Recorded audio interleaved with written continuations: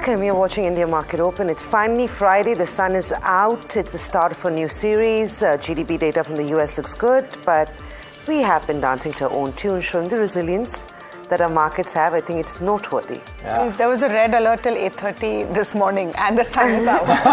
Finally in Mumbai. The kids have gone back to school. But guys, I was searching on Search GPT for the synonym for resilience and it brought out Indian markets. Really? No. On Search GPT. Really? And I'm kidding. But you know, that's cool that there is, I mean, Chat GPT announces Search GPT, Alphabet shares correct. There's so much happening in the world which is so exciting. Yeah, a lot happening in the world, definitely, which is exciting. Indian markets are resilient. Of course, the domestic investor keeps putting in money, so that's going to happen. What's happening across the globe and in US markets is also interesting because of the big GDP numbers, I would say. And we'll quickly go through them because we have a power-packed show for you this morning. So let's start with how the key indices have actually performed. So mixed trade over there, I would say. The Dow was up, but S&P 500 and NASDAQ hurting. NASDAQ again down about nearly 1.5%. And that rotation out of tech stocks essentially continues. So that's why you had the NASDAQ down about 1% or so. You need to look at what's happening to an index called the Russell 2000, which was up 1.5% in overnight trade. Because that's essentially what the message is, that, all your NVIDIAs and your AMDs and all of that is going to take a bit of a pause. Broader markets are beginning to look good because the US economy is on a hot streak. Look at the US GDP data which has come out. Quarter on quarter and estimates, a big beat on all fronts. So quarter on quarter at 2.8% for the US GDP in quarter two versus a 1.4%. That 2.8% figure has beaten estimates which were at 2.1%. So growth is good. It's fueled by consumers. So consumption is coming in and that is great. In pockets, of course. I mean, not for a Ford, unfortunately. Very bad numbers. Stock was 18% down. But some companies and broadly companies are seeing that kind of a consumer input coming in. They put out their PCE data as well for the quarter, and that was a good number as well. So the core PCE was at 2.9% versus 3.7% annually. So cool down in core inflation number, a key estimate, was 2.7%, slightly above that, but nothing that could be seen as too negative. Let me just add one more perspective to track the US economy. And the jobless data, which came in yesterday, was also largely in line. In fact, slightly lower versus estimates as well. So overall, a strong picture coming in. Janet Yellen says this as well.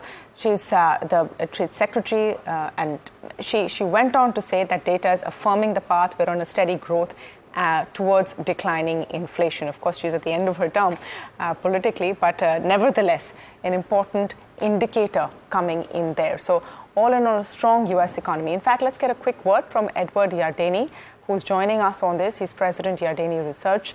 Mr. Yardeni, very good morning to you. I hope I'm saying your name correctly.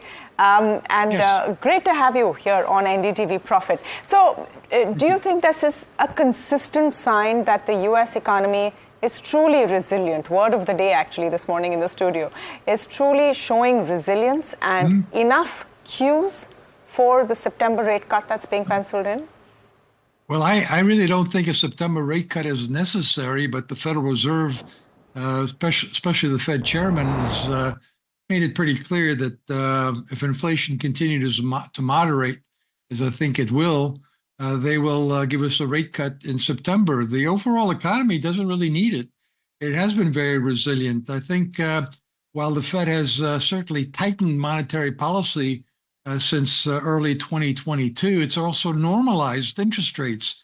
And the economy has demonstrated that it is resilient. The consumer continues to spend. Capital spending is very strong.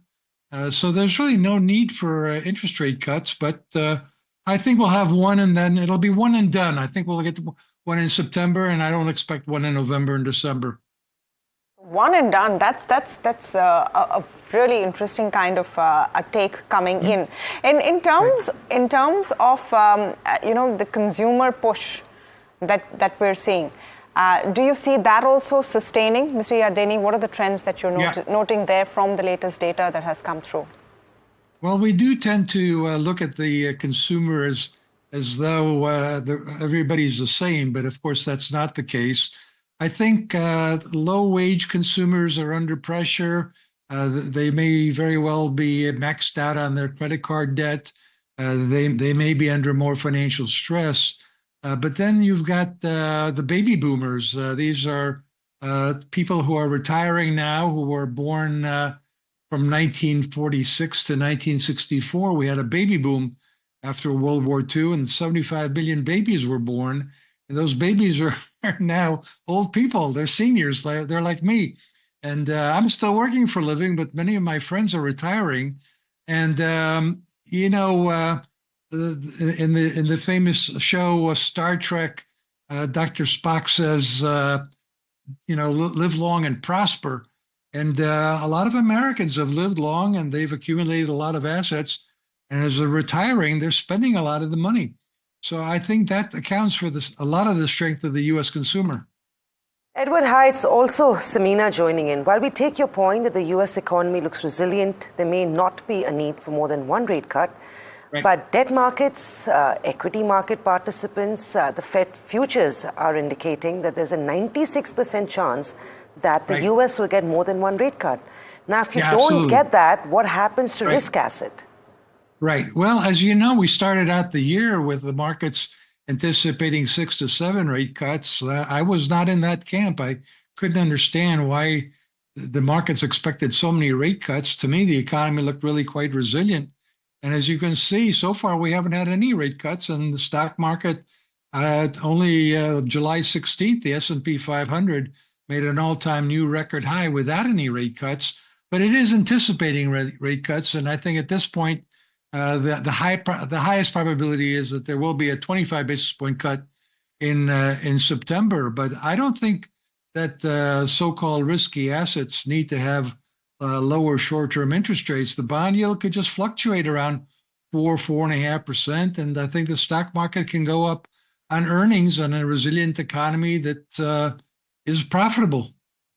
Edward, very quickly, just on equity markets, because you've read and learned these markets for decades together, do you feel like it's a perfect cocktail, right? Earnings are largely in line with expectations, may potentially get one rate cut, economy looks good as we see it, but the fact remains a correction is much overdue.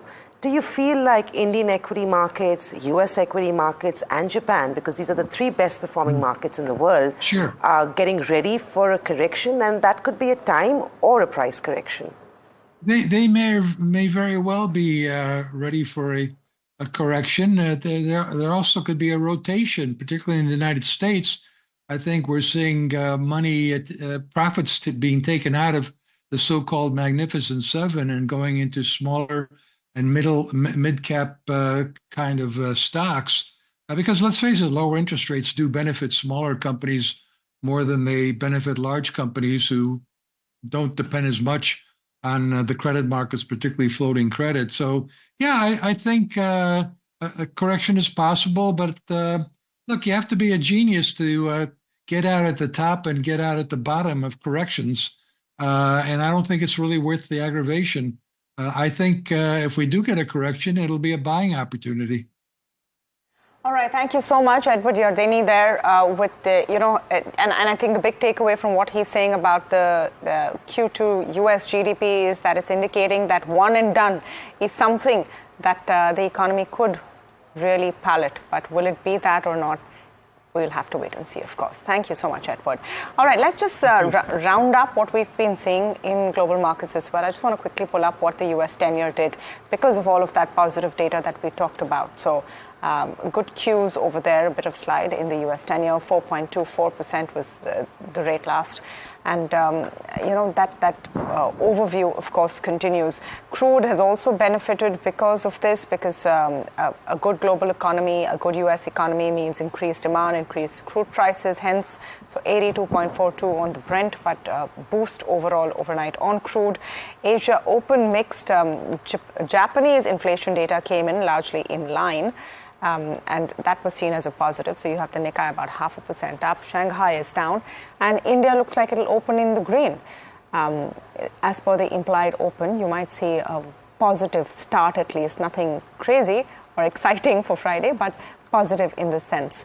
Fund flows. You have FIIs who have been consistently selling, and that trend continued yesterday as well, 2,605 crores, while DIs bought 2,432 crores yesterday. So I think more caution coming in perhaps today as well. How do you guys see the trade setup? Just very quickly on Japan, Tamanna, Niraj. Markets in Japan have declined over the last 6 days. So this is the first morning. Of course, you've got decent inflation data that's come in. That's actually helped Japanese markets stall that fall. So I think more than caution, I think it seems like things may be getting better, right? It's been 2 days that were rough, but the sun is out for those markets at least. For those markets at least, definitely.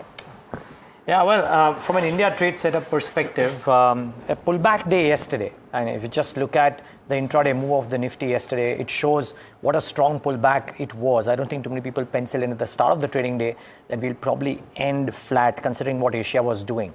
But it still becomes very, very difficult to call for some material upsides in the current scenario. In fact, a call on the index has largely been fraught with danger because on either side, it is being met with either selling or buying as the case may be. The thing is the data and what it is showing. If you just look at for the new series, what FIIs are doing, FIIs on both the index and the stock futures side have reduced their longs. So that is one key data. On the index futures, they have actually piled on the shorts as well. On stock futures, they've reduced the shorts as well. So clearly on the index, there is a reduction in longs, building up of shorts from the FIIs for the current series. That is one key thing to watch out for. Other thing is valuations. And frankly, we just look at how AI stocks are behaving, how NASDAQ is correcting. It shows you the fragility.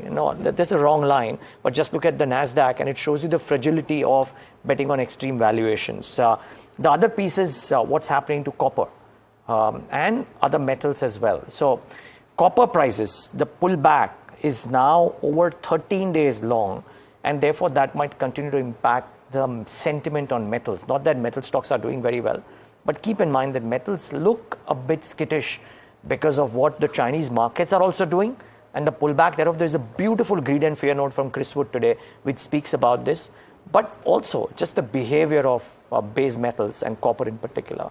So watch out for Nifty metal, watch out for copper related stocks particularly, and watch out for the base metal itself if you trade on the MCX or NCDX on the metal names, on the metals themselves. Yeah, and I think, something that stood out for me, while most people are arguing that the markets are expensive, we may be at the start of a correction of Indian equity markets, just look at the numbers, right? You've got the NASDAQ that's down 8% from its highs. It's up 16% year to date. South Korea is down 5% from its highs, down 2%, up 2% year to date. Japan is down 11% from record highs, and it's up 15% year to date. India is down only 2%, and 1.5% has literally come in the last 5 days, despite so many big events. You've had elections, you've had budget, and despite all that and all that noise around our markets being very expensive, we're only off 2% from highs. So while Niraj maintained that the rebound yesterday was impressive, the fact remains we've seen that strength even on budget day. At some point, the markets were down 300 odd points, but by the time we went back and closed markets, we went home flat. Similar sort of setup happened on Thursday, Friday. Wednesday and Thursday, what stands out is that despite very negative cues from the rest of the world yesterday, the Nifty actually only opened with a gap down of 150 points, just 0.7% off. Probably the best performing market across world markets yesterday. So I think there is, while it's tough to call it a top, it's also a difficult market to trade because there is fear, and I think that's what's most noteworthy. Well, but it's about stocks, it's about earnings. This morning is a lot about announcements as well that have come in. Mankind Pharma, and this is the big story that we're tracking this morning. We'll, of course, spend more time on this on Editor's Cut. But Mankind Pharma has announced that they're looking to acquire 100% stake in Bharat Serum from Advent International. Remember, just before the pandemic, the Advent International had bought out Bharat Serum from the Daftari family. This was a significant deal just before the pandemic happened. And, of course, the deal that happened at, I think, 2,000 to 3,000 crores. Finally, in 5 years, Advent has made about 13,000 crores as it sells it to Mankind Pharma. Analysts believe this may be a little bit of an expensive deal for Mankind Pharma, as it will be looking to raise a significant amount of debt to actually fund this deal. But the fact that their portfolio and distribution is fairly large, the belief is that they will make good this deal over the next 2 to 3 years. But it turns EPS accretive only next year is what you want to be mindful of. So the stock was up 2%. It'd be good to see how the markets perceive this deal, which on the face of it looks expensive, but will do good over the next 2 to 3 years for Mankind Pharma. Well, the other one in terms of earnings is Adani Energy. It had a pretty strong day of trade yesterday, actually, just before the markets closed. I think Adani Energy had a strong showing in trade. Earnings were actually good as well, so it was up about 1.5%, and as you can see, it pretty much closed, took off just a little bit at closing, but managed to do okay. Revenues were up 47%, EBITDA was up 43%, and margins were largely flat, 1.2% lower to come in at 41.7%. They have reported a loss of 1,190 crores versus a profit of 180 crores, but there's a huge chunk of an exceptional item. If you remove that exceptional item, their profits are up 73%. Now, what is that exceptional item, you will ask? Adani Electricity, which is a subsidiary of the company, is in the process to divest the Hanu Terminal Power Plant to honor its ESG commitment. Remember, the transaction price approved is at 850 crores, but the carrying value in the books of Adani Energy stands at 2,321 crores. So the difference of 1,500 crores is what is hitting the profitability of Adani Energy on its books, and hence you are seeing an impact in terms of a loss. But operationally, it's a clear beat, 70% higher in terms of profits for the quarter. Tech Mahindra reported numbers. It's been largely a mixed bag for tech players, but this one was largely in line with street expectations. No fireworks. Revenues were flat. EBITDA was 16%. Profits were up 28.7%. So largely in line with what the street was expecting. There was a one-time impact last quarter of 308 crores, and hence you're seeing a significantly large net profit item, which now, of course, doesn't exist, and hence that uptick. Considering that EBITDA was at 4.5% in the fourth quarter of 24, American vertical grew quite well, but other geographies have actually fallen. They've said that the broad-based performance is being witnessed for Tech Mahindra, except in communication. BFS demand remains stable, and there is an improvement in the US. They also believe that they are seeing some green shoots, and new opportunities are showing up in existing accounts and in new logos. So all in all, I think Tech Mahindra largely in line with street expectations. No major beat. America has done well. BFSI is stable, and there are some sort of new conversations happening there too. Yeah, just a couple of things on TechM. Their subcontracting costs have gone down this quarter, and that's also boosted revenues a fair bit. I was also interested to see this quarter's numbers because remember, Mohit Joshi had laid out his entire plan in Q4. And just the fact that he had this clear plan had seen the stock run up. So Q1, in that sense, is testimony to the fact of whether we are moving in that direction or not. So just going by what Mohit Joshi himself is saying, that we are improving, but we're not there yet. So it is a beat on estimates. That one-time impact, Samina, you're talking about is absolutely correct. It's about 308 crores last quarter. And I just want to add what Nuvama is saying on it very, very quickly. And this one line, I think, sums it up. Nuvama says, small steps in right direction, but miles to go. I think that's how you would see it. They've set a target price of 1,200 rupees versus 1,000 earlier, but that's still a downside from where TechM is right now. And they say that you can continue to anticipate near-term pain before any long-term gain. But I reckon you would see maybe an upside on the stock because that 29% net profit Q-on-Q increase figure looks good, even if there is an exceptional item. And I think the street has been a bit kind to tech companies overall. Just a bit of positive light at the end of the tunnel and jumps. But we'll wait and see. AU Small Finance Bank, I thought was also one you could watch for. Net profit is up 30%. NIIs also look very, very good at 54%. GNPA, your gross NPA numbers have inched up a bit, so that's a bit of a pain point. So has your net NPA. So AU Small Finance Bank, you could see at a time when entire bank space is hurting a bit. United Breweries has decent numbers, but I think the street expected a little more. You've seen this entire pack do well yesterday because of the Andhra statement. The Andhra Pradesh government is going to tweak its liquor policies. Remember, new government has taken over under Chandrababu Naidu, and they're going to allow a lot of other pan-India brands to come in. So that's why you've seen that 4.5% nearly upswing towards the end of trade yesterday in UBL. But their numbers are not half bad. Revenue up about 11%, EBITDA up 28%. Margins are decent from 9.8 to 11.5%.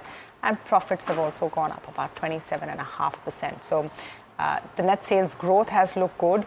Volume growth, despite capacity constraints, has been good. And remember, this was an election quarter. So it has to be seen in that line. I reckon you might see a good move on UBL as well. So, well, yeah, that's interesting. And liquor yesterday had a really strong move, as Tamanna said. Would be interesting to see if there's more in store. Okay, 2 or 3 stocks on my radar. SJVN is the first one, and it will be impossible for this stock not to have a bump up. It's received an LOI from the government of Mizoram for a pump storage project. Now, the point is, for any company, an order of a size of 14,000 crores is huge. For SJVN, it is, I don't know if there's a term which is superlative to huge, but it's just so big for SJVN. So we expect this stock, which was down yesterday, to see a bump up for sure. It'll be lovely to hear from the management at some point of time in the day about what the execution timeline and what it could mean for the numbers. But watch out for SJVN. Very, very strong performance expected today. KPI Green, not quite an SJVN in terms of the order win size, but they have gotten an LOI for a 620 megawatt grid connected renewable project. Now remember, these grid connected renewable projects have now become a bit of a norm in the last 3 or 4 odd months. A few companies started winning this in Maharashtra, and then now that's spreading to other states as well. KPI Green winning this in Gujarat.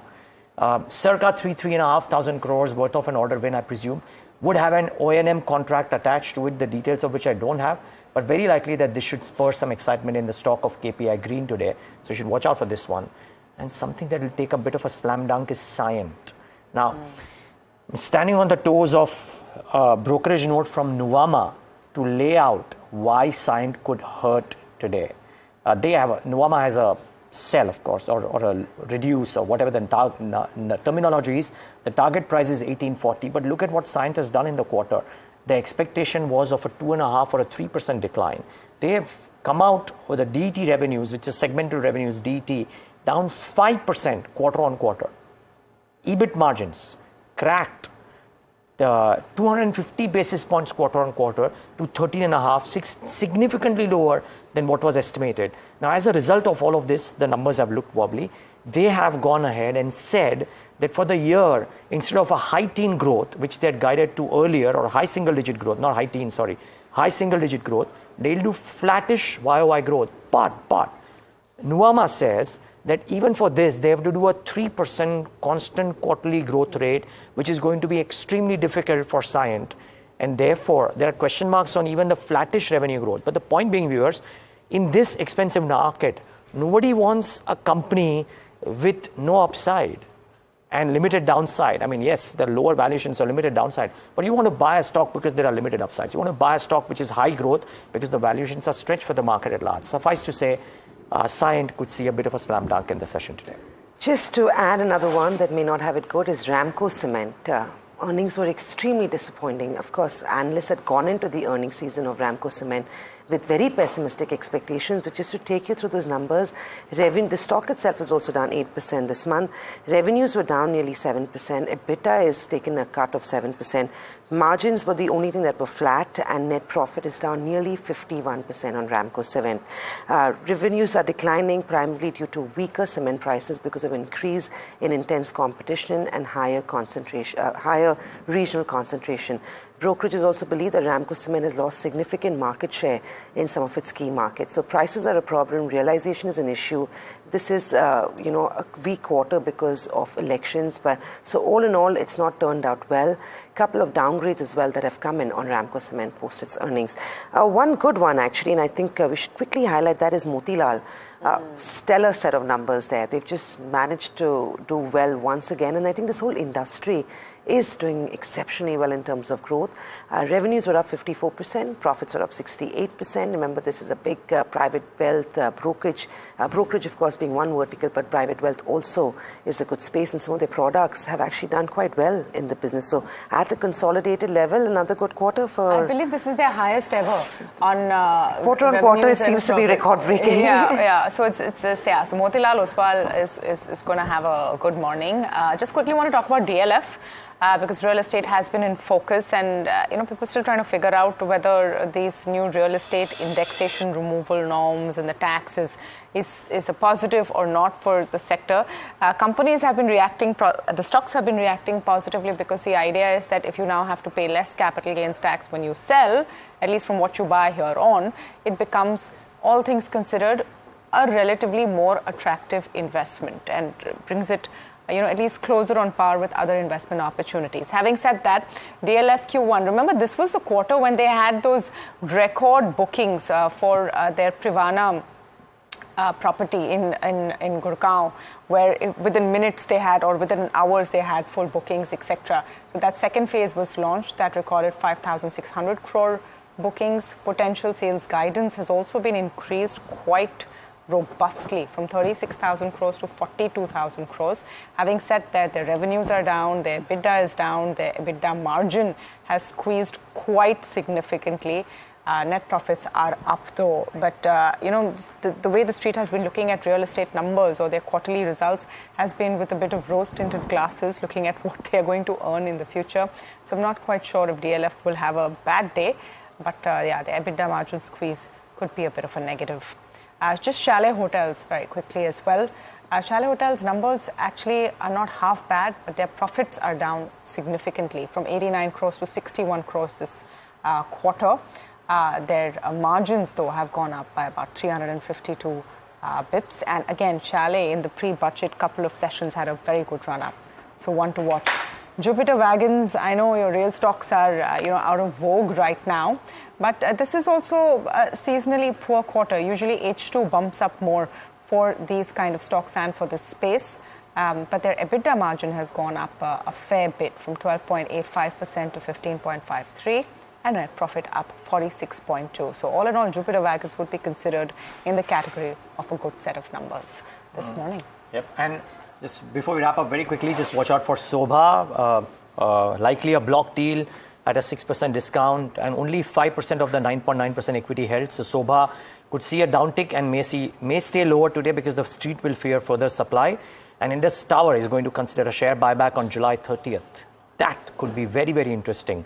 There are a lot of other stocks, Praj, AU Small Finance Bank, Home First, etc. But it's beyond time for editor's cut. So let me toss across to Agam. And Agam seems to be, or Alex rather, excuse me, for that. Just that kind of a morning, Alex. But a bit of a pharma day. It's all about pharma on the editor's cut. And by the way, if you're tuning in for the first time, this is where we break down the headlines and get beyond the headlines to get you the news that matters and also the analysis that matters. We're talking about two distinct stories on the pharmaceutical space this morning, and the first one has to do with a very large acquisition that has been made by, or that will be made by Mankind Pharma. It is going to be acquiring Bharat Serums for 13,630 crore rupees. The question we're asking is, though it is synergistic, is it an expensive deal? Are they overpaying for this? And the multiples seem to suggest that that is in fact the case.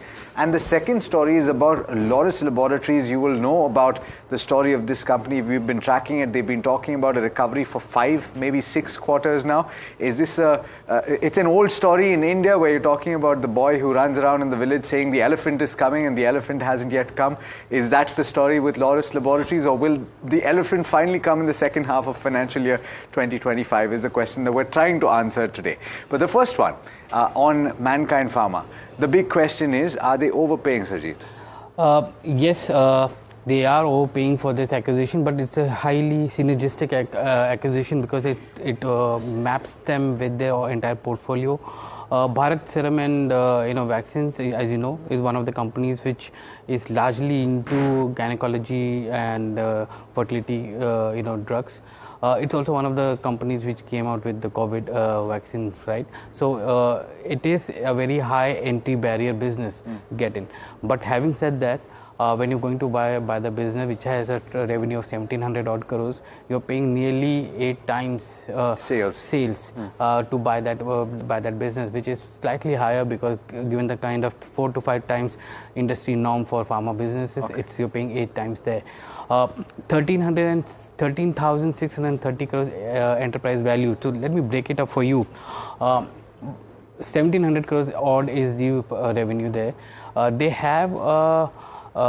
They recently did an acquisition of TTK Healthcare's pharma division, for which they had to increase or raise debt from Advent, which is a parent which is selling to Mankind. That was around 850 odd crores they raised. So they are sitting on a debt of 1400 odd crores. Of that, 850 crores would be CCDs, which is compulsory convertible debentures, and assuming that as part of the deal the debentures will be converted, so at the end of the day you're looking at an equity value of roughly 12,500 to 13,000 crores for BSV. The company itself says that it's going to be EPS accretive in the second year, which basically means we are looking at FY27 as a year. Until then, there is going to be some pain with respect to the earnings growth, because currently Mankind is sitting on a net debt of around 500 odd crores. It has debt of gross of 17 and cash of 1200 odd crores, which is there. It has already raised or taken shareholder approval to raise the borrowing limit to 12,500 crores. From 2,000 crores? From 10,000 crores to 10,500 to by 2,000 crores. By 2,000 crores. Yeah. And it also has an approval to raise QIP up to 7,500 crores. So what we are looking at is that it's going to use cash, debt, internal accruals, or equity, debt and internal accruals to fund this entire thing. And by the time they complete this acquisition, they will be sitting on a debt of 5,000 to 6,000 crores on the book, which is there. Plus equity dilution of roughly 8 to 10% depending upon when the QIP is going to come in, which basically means that by FY27 is when they're going to be EPS accretive, or the business, both the combined business will start generating growth in profitability or earnings per share for the shareholders, which is there. BSV doesn't have a good, though it has a high margin, it doesn't have a good profitability, because FY23 it had a profit of 47 odd crores. So on a sales of 1,700 crores. On a sales of 1,700 crores, which is there. But the profitability was hit mainly because of the interest cost, because of the borrowing they did. Assuming that it's going to add around 100 odd crores in the next 2 years into the bottom line of Mankind. We are looking at a flat FY25 to 26 kind of earnings for Mankind. And FY27 onwards is when we're going to see the profit going up. So, is this a good deal or is it not, Sajid? It is a good deal, but expensive one. For the shareholders' point of view, they have to wait out for at least 2 years. So they have to push the expectations of significant earnings outperformance down the line, possibly to FY27. Exactly. Mankind will have to use the aggressive distribution network that they have to push BSV products. And that's how the synergy is going to play out. Otherwise, it's going to become a 5,000, 6,000 crore debt on the books, and then it's going to create a problem. Okay. Yeah. Just quick 20 seconds here. Treasury of 3,000 crores, borrowings of 7,000 crores. That may still do the trick for Mankind for this acquisition, but not EPS accretive, and therefore long-term solid, near-term, as Sajid said. It looks painful. But these guys know what they're doing. So from a longer term, they are thinking business and not necessarily just the 1 year share price. So align your priorities depending on what your holding period obviously, is. So therefore they're looking at the next 15, 20 years, and so therefore they wouldn't be too worried about pain for 1 year or thereabouts. Speaking of pain for the near term, Lis Laboratories has had pain for 5 quarters now. Longer, actually. Longer than that. It was expected that they would improve at the start of FY25. That has not come to pass. They missed the estimates yesterday on the profit front. We're now talking about the possibility of a recovery only in the second half of FY25. Which is something that he is guided to. So that is okay. But just the quantum of miss and, the problems, and we'll talk to the management today, the question will just be that. It's been a number of quarters where they have not been able to guide correctly. Right? Talking at the end of quarter 4 about how they move to 20% margins, and they will show in quarter 1 about that move. And if anything, the margins came off. So the Citi note says it all, right? There is a QOQ decline in revenue and EBITDA, which was very steep, 17% and 29% respectively. I'll make this quick, okay, because we'll hear the management later on. There is an order deferment by the customers in the FDF business, formulations business, which has impacted quarter one. I don't know if the management can say with conviction that this will be done in quarter two. So that is the other problem. And three, the most important thing, debt for the business is piling up. It's 3.3 times net debt to TTM EBITDA for a business, which even if it does 200 crores of profit in FY25, the market cap is northwards of 22,000 crores.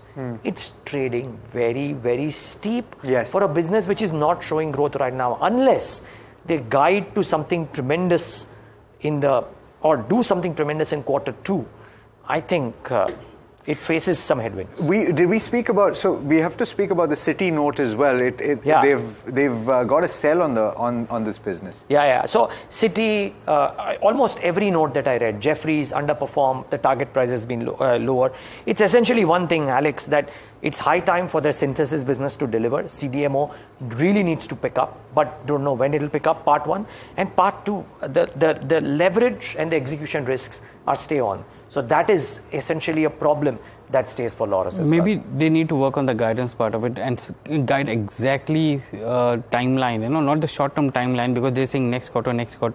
And so that say that, okay, it will take 12 to 18 months to come back and whatever it is. It's been a really long time, Sajid. Yeah, absolutely. So this is something that will be answered, and of course we'll have to speak to the management and ask them what they think about this. That will happen later today. But speaking of management commentary, and this is in shifting gears, of course, to the automotive space, and we're speaking about Ashok Leyland. And before we slip into a quick break, let's listen in to Shenu Agarwal, who is the Managing Director and Chief Executive Officer at Ashok Leyland, talking about the Q1 results after reporting a steady quarter. Listen in. Yeah, let me just give you a perspective on our overall LCV strategy. We are a relatively newcomer in the LCV business. We started our LCV business only about 10 to 12 years ago. And first vehicle that we launched was Ashok Leyland Dost LCV vehicle. And the Dost was received actually very, very positively in the market. From zero, our market share went up to 12 to 13% in a very short period of time. Then later we had launched Bada Dost into the market, which was also received very, very positively in the market. And our market share, because of Bada Dost launch, went up from 12-13% to now about 20% market share in the 2 to 3.5 ton segment. Yeah, so not just the market share, but we have also become number 2 player in the 2 to 3.5 ton market in the LCV segment. So one part of the strategy is to further increase our market share from 20% levels to 25% levels. We are very confident that we should be able to do that, because in South we already have a market share of 40% or plus 40% in the 2 to 3.5 ton segment. In North, East and West, relatively we are weaker, but now we are putting a lot of attention, especially with Dost and Bada Dost products. We are putting a lot of attention in Northeast and Central to expand our network reach, expand our sales and service reach. So I think that is one leg of the strategy. The second leg of the strategy is that we are mainly limited to 2 to 3.5 ton segment, and therefore out of the total LCV market, we are addressing only half of it. So the second strategy is that how we can take our addressable LCV market from 50% to 80% in the next few years. Now that will also, that will of course come on the back of the new product launches that we will do. We have planned a lot of launches in this year as well. 2 products we have already launched in quarter 1. 4 more products in LCV we will launch in rest of the quarters of the year.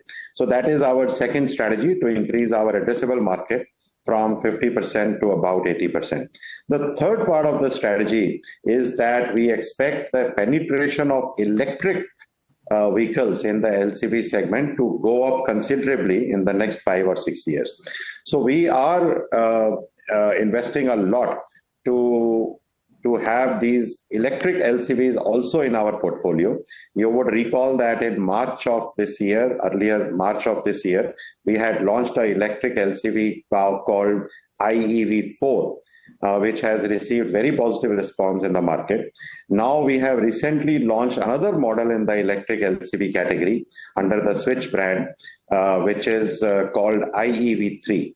I think with these launches, our overall LCV strategy is quite comprehensive now, and in the future you can expect quite a good amount of growth that we will register in the overall LCV segment.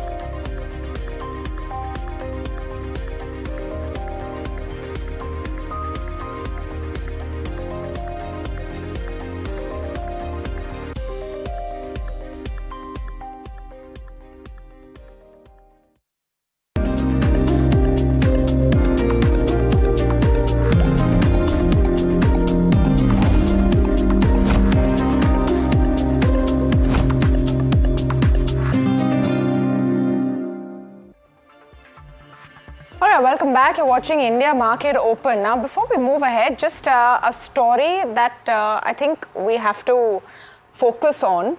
The RBI, the Reserve Bank of India, put out a set of draft guidelines yesterday on the LCR framework. Now, the broad takeaway of that guideline, and I'll just quote from this Bernstein note, is that there's a major change, an additional 5% runoff factor for retail deposits. Bernstein thinks it appears like an excessive measure. This could be effective as soon as 1st April 2025. As a result, you could see pressure on banks today as well in the markets, and this is going to be seen as a negative. So large banks, assuming 80% retail deposits enabled with internet banking, so the LCR to decline by 10 to 15% for larger banks.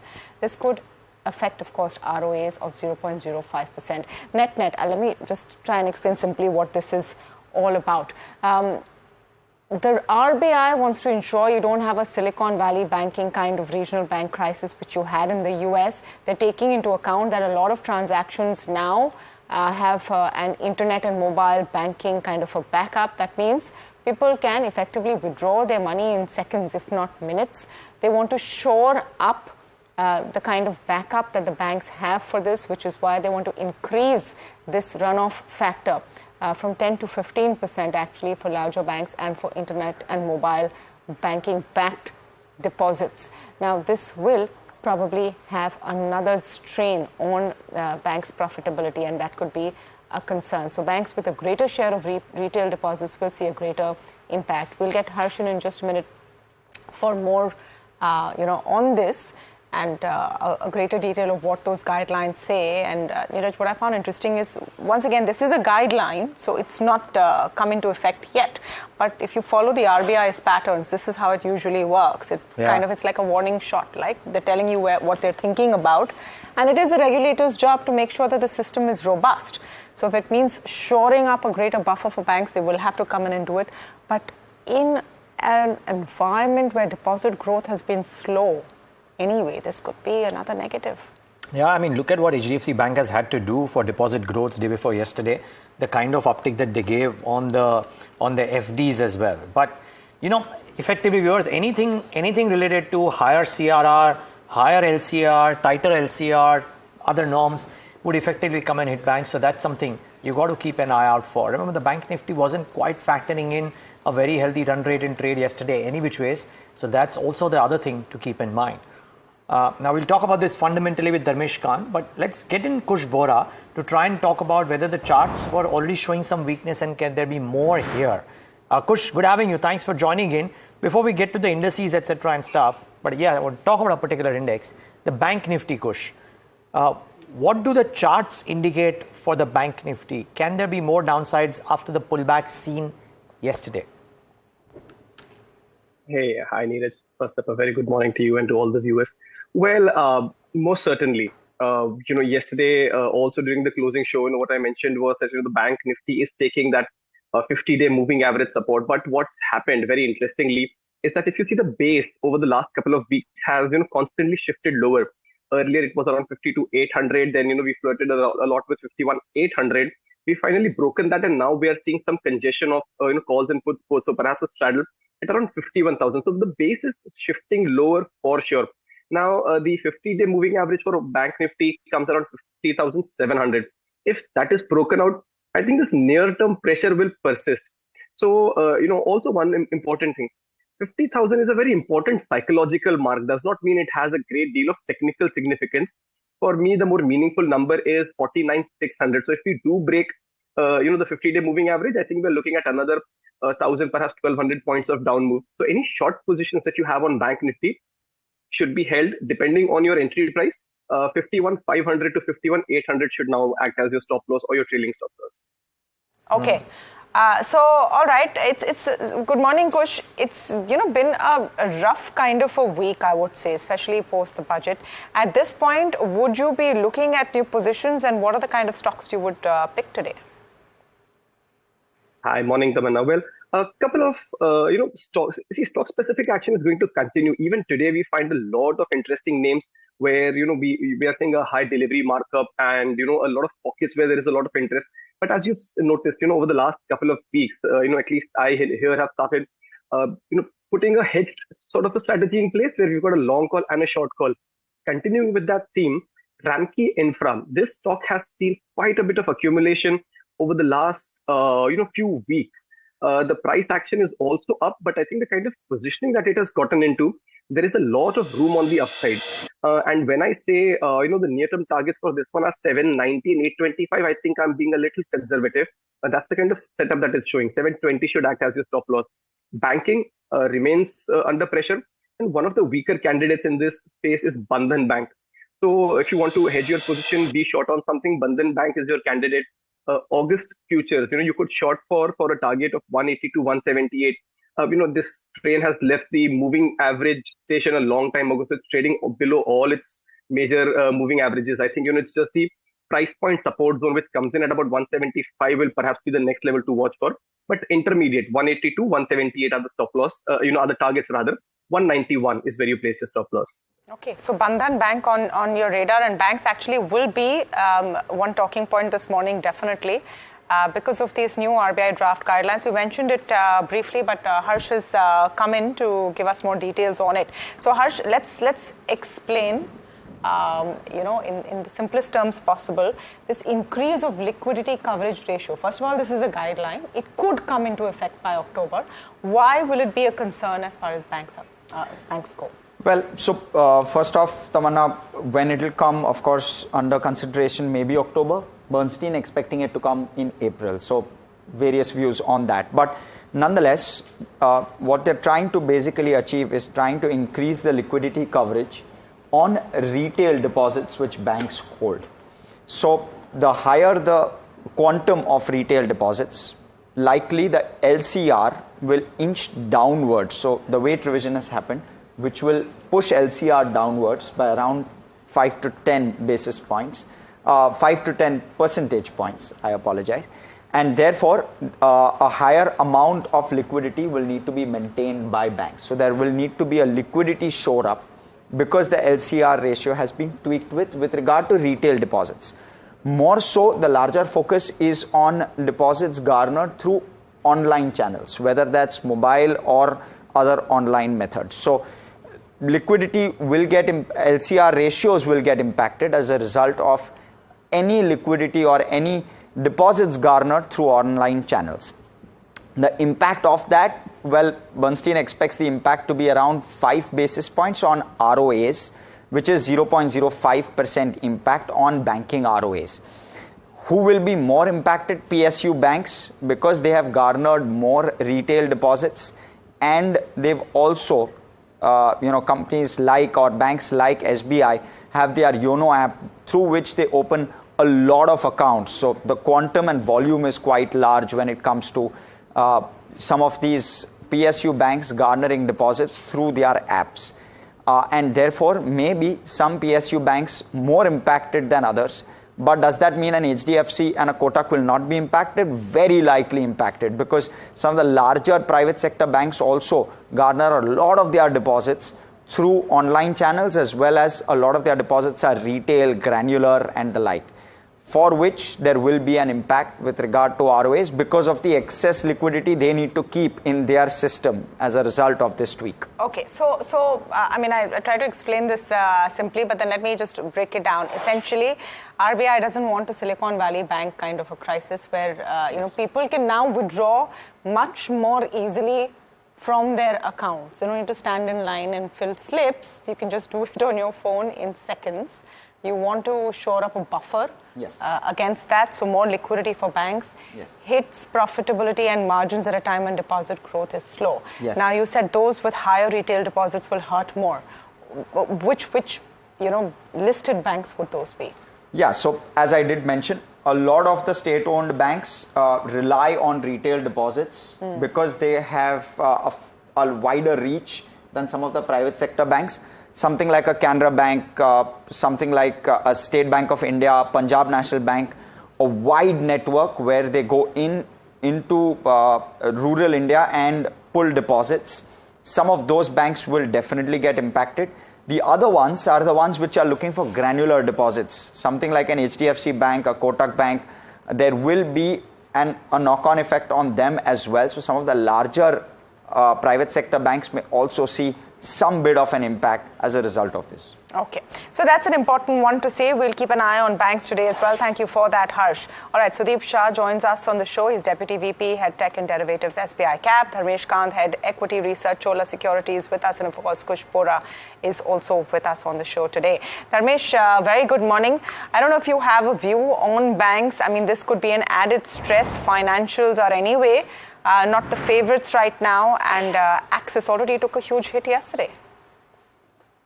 Yeah, good morning, Tamanna, Niraj, and Harsh, and to all our panelists and viewers. See, the price action which was happening in the banking space for a couple of days, I think they were anticipating such kind of move by the regulators, and the regulators have been sounding alarm bells across the board, be it SEBI, RBI, and measures are being, directed. Yes, sir, these are directive measures. They are still not the hard guidelines which is there. So my only sense is that this kind of fear psychosis which is playing in the mind of regulators must be based on some facts which they have been, doing the data analysis processing, and through that it is coming out. It's a bit negative for the entire space. And anyways, you pointed out earlier in the show, which is the fact that Deposit growth has been a challenge for most of the banks, and the trade deposit ratio is a prime focus where RBI has been hinted. So I do expect some profit taking coming, further profit taking coming into the banking space. At the same time, the earnings which have been reported has not been very great. Take in point the case of, say, Axis Bank with a higher slippage, higher credit ratio, and management sounding that, trade cost is going to go up further. So the 1.19% kind of a trade cost for a bank like Axis is definitely a non-factor, and which we have been seeing in many of the smaller space as well. So NIM space, credit cost going up, and at the same time, their lack of ability to aggressively go for the credit growth will be a challenge and a thing to be watched out for. So this sector itself is now cornered into a more neutral to negative space. Got it. Okay. Before we take that break, Sudeep, can we get a sense of your stock ideas? We'll come to the index view in a bit, but what are the stocks that you're recommending this morning? Good morning and thanks for joining in. Yeah. Good morning, Niraj. Good morning, Tamanna. What I feel is the two stock names which have been outperforming in the last several sessions, where the rollovers have been quite strong. Now, we have even matched the rollovers along with the technical structures, and two stocks which come out are, the first one is MCX. MCX, we've seen that the stock has given a breakout out of a consolidation of last 2 months, and the previous two trading sessions where the stock has moved from 39.50 to 41.50, 41.80. There, the volumes have been quite strong. So from here, we feel that while the entire structure, daily, weekly, monthly, the chart frames look quite positive, we feel with the rollovers, incremental rollovers this month compared to the previous 3 months average, we feel MCX could head towards 43.50, 4400 in the next couple of weeks. One can buy this with a stop loss of 4100 on the downside. The second stock which we like is Tata Motors. Now, let us just see what has happened in Tata Motors since April 2023. The stock from 400 had moved to 1050 in March, and since then the stock was in a long consolidation. The previous two trading sessions, we have seen a strong breakout of that consolidation with volumes, as well as the rollovers have been about 95% here, and which is higher than the previous 3 months average rollover. So here we feel that the stock is now due for a big move on the upside. From here, this could be bought with a stop loss of 1050 on the downside and a target of 1150 to 1180 on the upside. This could play out during the course of next 2 weeks, not necessarily in the next couple of trading sessions, but at least from a positional perspective, this could be both these stocks, MCX and Tata Motors, could be the stock for the next month. Very interesting. Okay, thanks for that. Gentlemen, stay on. We need to slip into a very quick break, but on the other side of this break, we speak to Dr. Patel, Dr. Farooq G. Patel, CMD of the KPI Group, on the big order win. Stay tuned.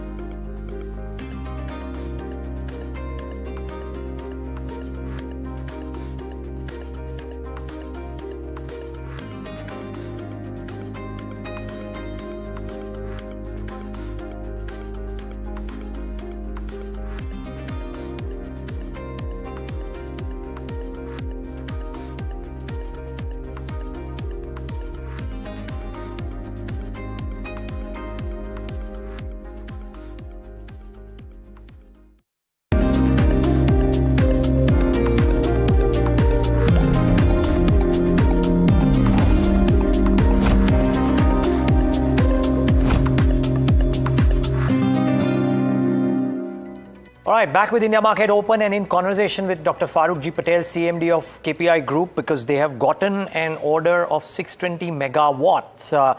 It's an interesting one because remember, as we said, that a lot of companies are now getting these LOIs for a grid-connected renewable project. Dr. Patel, thanks for joining in. Can you tell us what this order is like, because it's not a normal renewable project? And would our math be correct? 620 megawatt, does it translate to about 3 to 3,500 crore rupees? A very good morning. You are correct that 620 AC and 917 is a DC project, and this is a IPP project, and it's a grid connected this power will goes to the GUVNL, and this is a 25 years PPA with the GUVNL we are going to do with this order, and we are getting the revenue from this order in by 27 is about 803 crore rupees per annum. This is the whole thing what I want to say. Saying you get 800, sorry Dr. Mr. Patel, you saying you get 803 crores per annum for 25 years? Yes, sir. Starting 2027. Right, sir. And the second thing, this is a solar and wind both together hybrid project. Out of 620, 370 is a hybrid and the other is solar. What is the, very good morning, Mr. Patel, Tamanna here. So what is the, estimate of the order size that, you have penciled in? It is near about 3,800, 3,800 rupees cost going to be incurred in capex. Wow. Okay. And Mr. Patel, what does this do to your overall order book? Just one last question there, because I believe this starts only in 2027, as you said. So no near-term impact. But what does the order book become therefore? I don't know at this time, but at this with this order, our portfolio will be 2.8 gigawatt. Got it. Okay. Well, impressive. Congratulations on this, Mr. Patel. Thanks so much for speaking to us early in the morning. Thank you. Dharmesh, come in on this one. Some of these green energy companies and the kind of, this grid-connected renewable project order wins. But, it's an O&M contract, 800 crores for 25 years. Does this, have you looked at KPI Green or the other sister company of this group? Of late, I have not looked into the details and the business model of these companies. But on prima facie, it does look very attractive with the order wins. So you will have a stock price reaction today. But these are things which speaks very largely about the sector and how this entire green energy concept is evolving. So these are great buys. Only the valuation remains a concern. Yeah, valuation remains a concern. By the way, yesterday Adani Green came out of the blockbuster set of numbers. Standard disclosure, viewers, the Adani Group owns Adani Green and NDTV, but the stock reaction on those results was so strong. So some of these green, Suzlon today has a Morgan Stanley upgrade after the blockbuster numbers that they've come out with. The target price has been raised to 73 from 50 or thereabouts. So somehow this wind energy, green energy, solar, etc. has just come to the forefront in a meaningful way, and a lot of allocation happening, Tamanna. I would say about time, because there's been a lot of talk. You talked about SJVN this morning. So if you look at it in that larger picture, we should see what SJVN is doing as well. Look at, that's where the pop is, where we talked about, that big order, a huge size order that SJVN has also got, because you have to see that this is something that government has been talking, the world has been talking about a while. Finally, maybe you're seeing the beginning of that cycle. You have to move to alternate energy. It's not an if, it's a when. Maybe that when is now.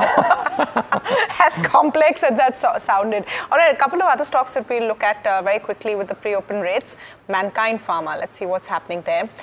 They're buying a vaccine maker. Is that a good idea or not? Is it too expensive? Are some of the questions that we discussed today. 5% up in pre-open trade. Lis Labs is something, I think it came in 15 minutes before market close yesterday, but the numbers are particularly bad. Niraj did a piece on it this morning. Let's look at how Lis Labs is doing as we have opened up. Okay, I'm not seeing too much over there. Tech Mahindra, not too bad. In the first cut of rates, at least that I saw. Let's look at where Tech M is right now. All right, about 1% up. Grasim is top gainer even today on the index, about 3% up. Shriram Finance seems to have recovered. Tata Motors continues on its speed road. Let me get views in from Kush on some of the stocks we talked about. Let's start with Mankind. Kush, on the charts.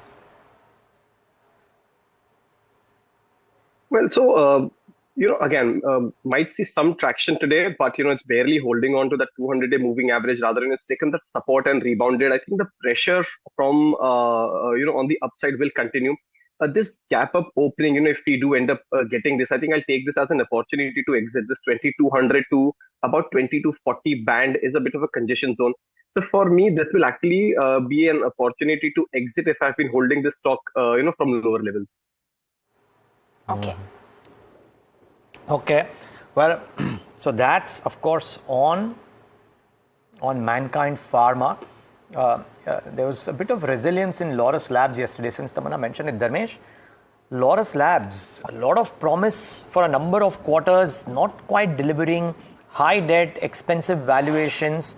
Would you, if you are an investor currently, would you switch or would you wait for the H2 revival that the company is speaking about? I mean, if you look at the last 3 years history of Lis Lab, every time it has been the same story. Management has been very promising in all their con calls, and the numbers have been everywhere. I mean, it's very erratic, heavy kind of numbers they have been reporting. This time the numbers were again very bad. I mean, going into the number, just data pattern of the reporting numbers which are there, one should switch from Lis Lab. There is no point staying in such a volatile kind of a number environment. It's a business number actually. It's not a stock price number we are discussing about. So let us switch to other things in the pharma, maybe Aurobindo Pharma or Dr. Reddy's or some pharma is a better bet. This has always, failed on its promises. Okay, well, yeah, I think you can buy that point. That's essentially what is happening. But let's wait and watch what happens in the session today. So, we didn't get your index view, but very quickly, are you trading the Nifty or the Bank Nifty? The Bank Nifty particularly looked weak yesterday. Niraj, I feel we should give Bank Nifty a skip, because what is happening is that overall Bank Nifty is on a declining trend. We have seen all these banks one by one facing selling pressure. First it was Axis Bank, prior to that it was Kotak Bank, and now ICICI Bank also. So I feel till the time Bank Nifty does not cross and sustain above 51,200, 51,250, it's a sell-on rise. On the downside, 50,300, 50,400 would be the first support, and below that 50,000. But surprisingly, we are seeing good resilience from Nifty now. A lot of these sectors, IT, Pharma, FMCG. Now, yesterday we've seen auto also participating. So that is keeping Nifty alive. And from lower levels every time, despite this volatility in the last few days, 24,200, 24,150. This zone has acted as a sticky support, and 20-day exponential moving average also is there in that zone. So I feel till the time Nifty is about 24,200, it's going to be a buy on dips for Nifty, but a sell on rise for Bank Nifty. So essentially, Nifty also could end up staying in this range between 24,200 and 24,600, 24,650, until and unless we see a decent breakout or at least a stable rebound in Bank Nifty. Okay, well, so that's a set of stocks. Some others, as the pre-open rates started to settle in, Sobha should be interesting because the block is apparently happening at a 6% discount. Is Sobha reacting? No, not so much. Indus Tower is going to consider a buyback. That's interesting. And Scient, that should be lower, 4.5% lower. So Indus on a buyback, Scient on these results. Okay, Scient, Dharmesh Kant, Scient.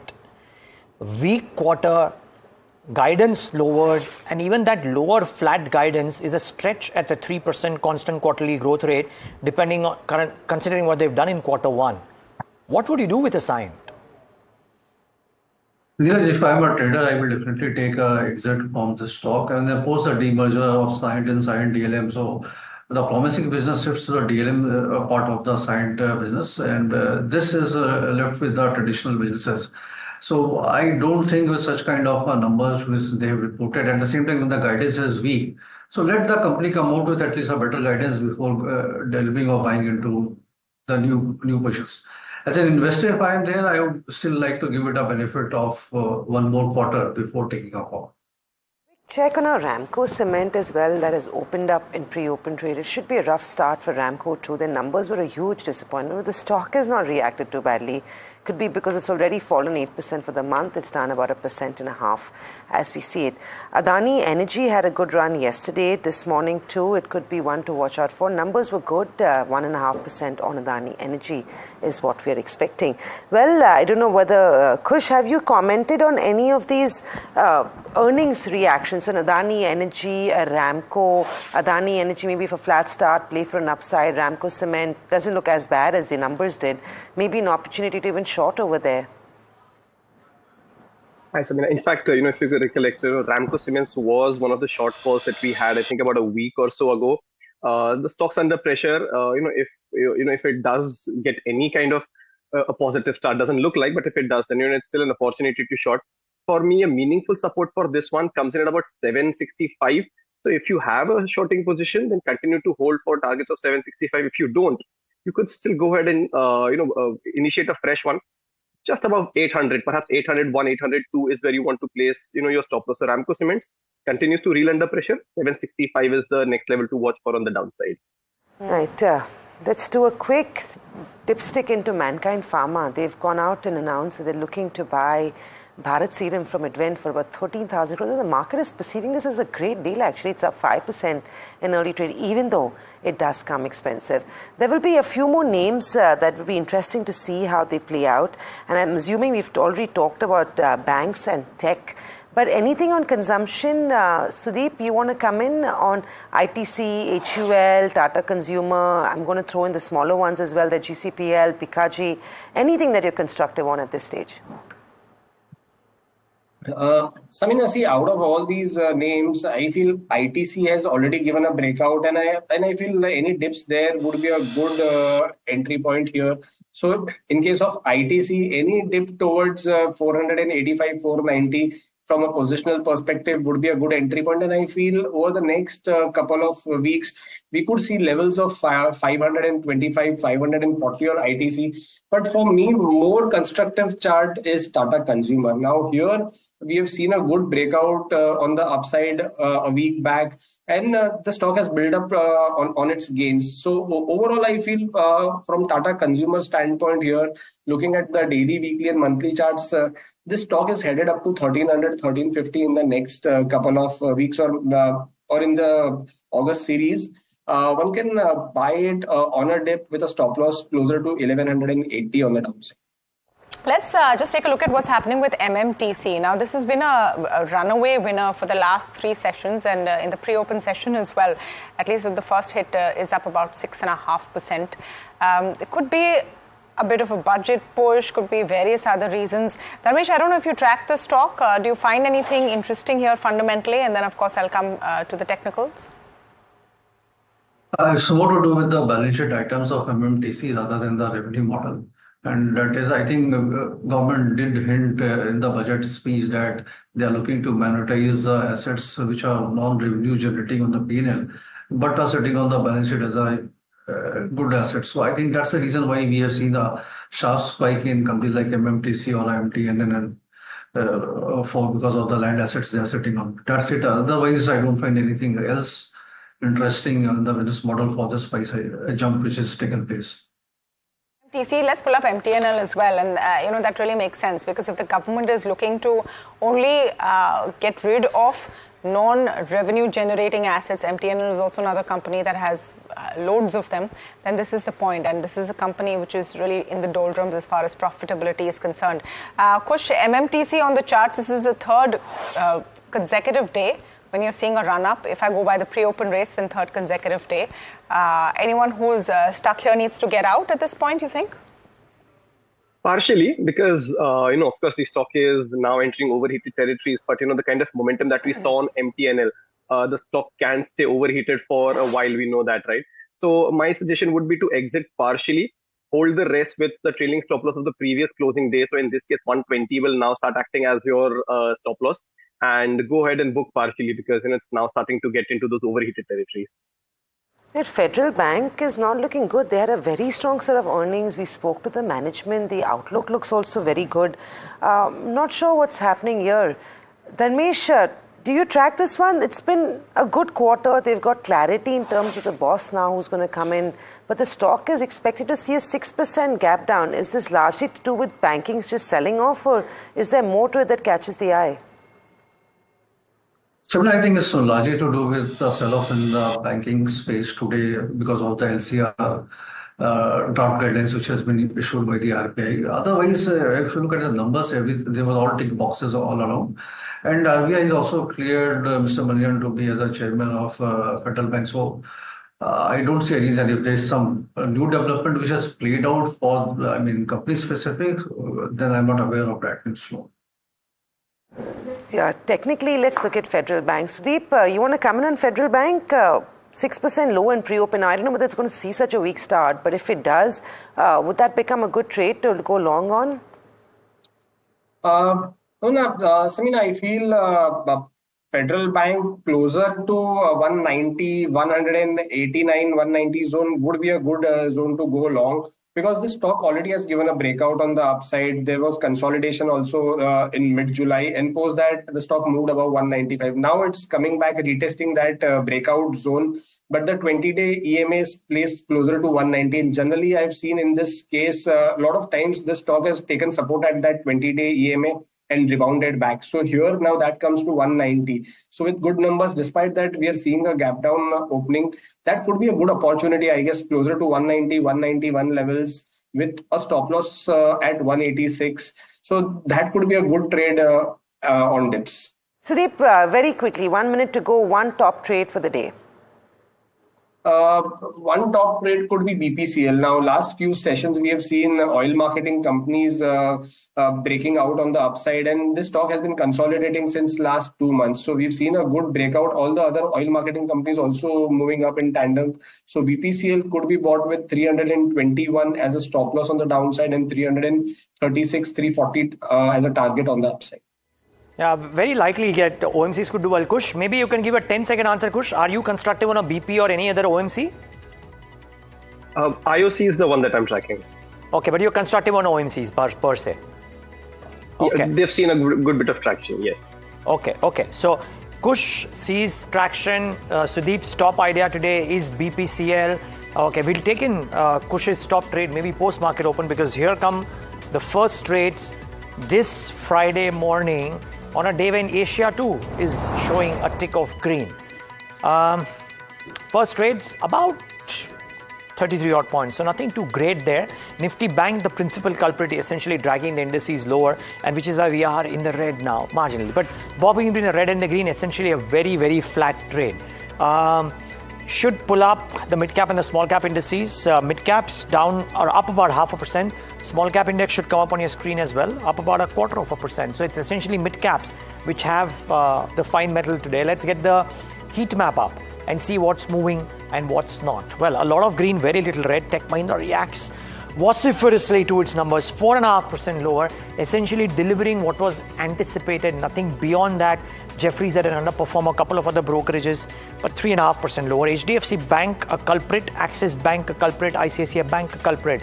The higher LCR issue hitting the banks in the session today. Nothing dramatic, but down in trade. What's doing well? Metals are staging a bit of a comeback. Hindalco is up about 2.5%. There is strength in Coal India from the metal index, up about 1/3%. Bharti, despite the Airtel Africa miss, is up about 1.25%. And interestingly, Kotak Bank is the one which is doing a bit of a comeback relative to what the other banks are doing. It's up about 1.4%. Then there is Infi, HCL Tech, etc. doing okay. Must say, the larger action is at the broader end of the spectrum. So hand it over to Tamanna very quickly, because the large caps are marked by banks and Tech Mahindra and a return of metals. Yep, banks will be in focus today, and even as there is more clarity on what exactly these RBI guidelines mean for banks with higher proportion of retail deposits specifically. But let's look at specifics. Results impact is also a lot of the theme that you'll see in the market today. So let's pull up Scient, Ramco, AU Small Finance, all three with numbers. Ramco, in fact, has a downgrade from brokerages as well.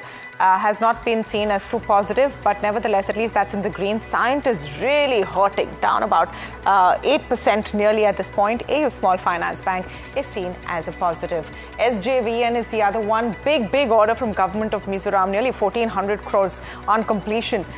So that's about 11% up. I think 14,000 crores, sorry, on completion. That's about 11% up. Mankind Pharma is the other one. They're buying Bharat serums and vaccines for 13,630 crores. There has been a bit of a debate whether it's at a good valuation. Is there an expensive buy?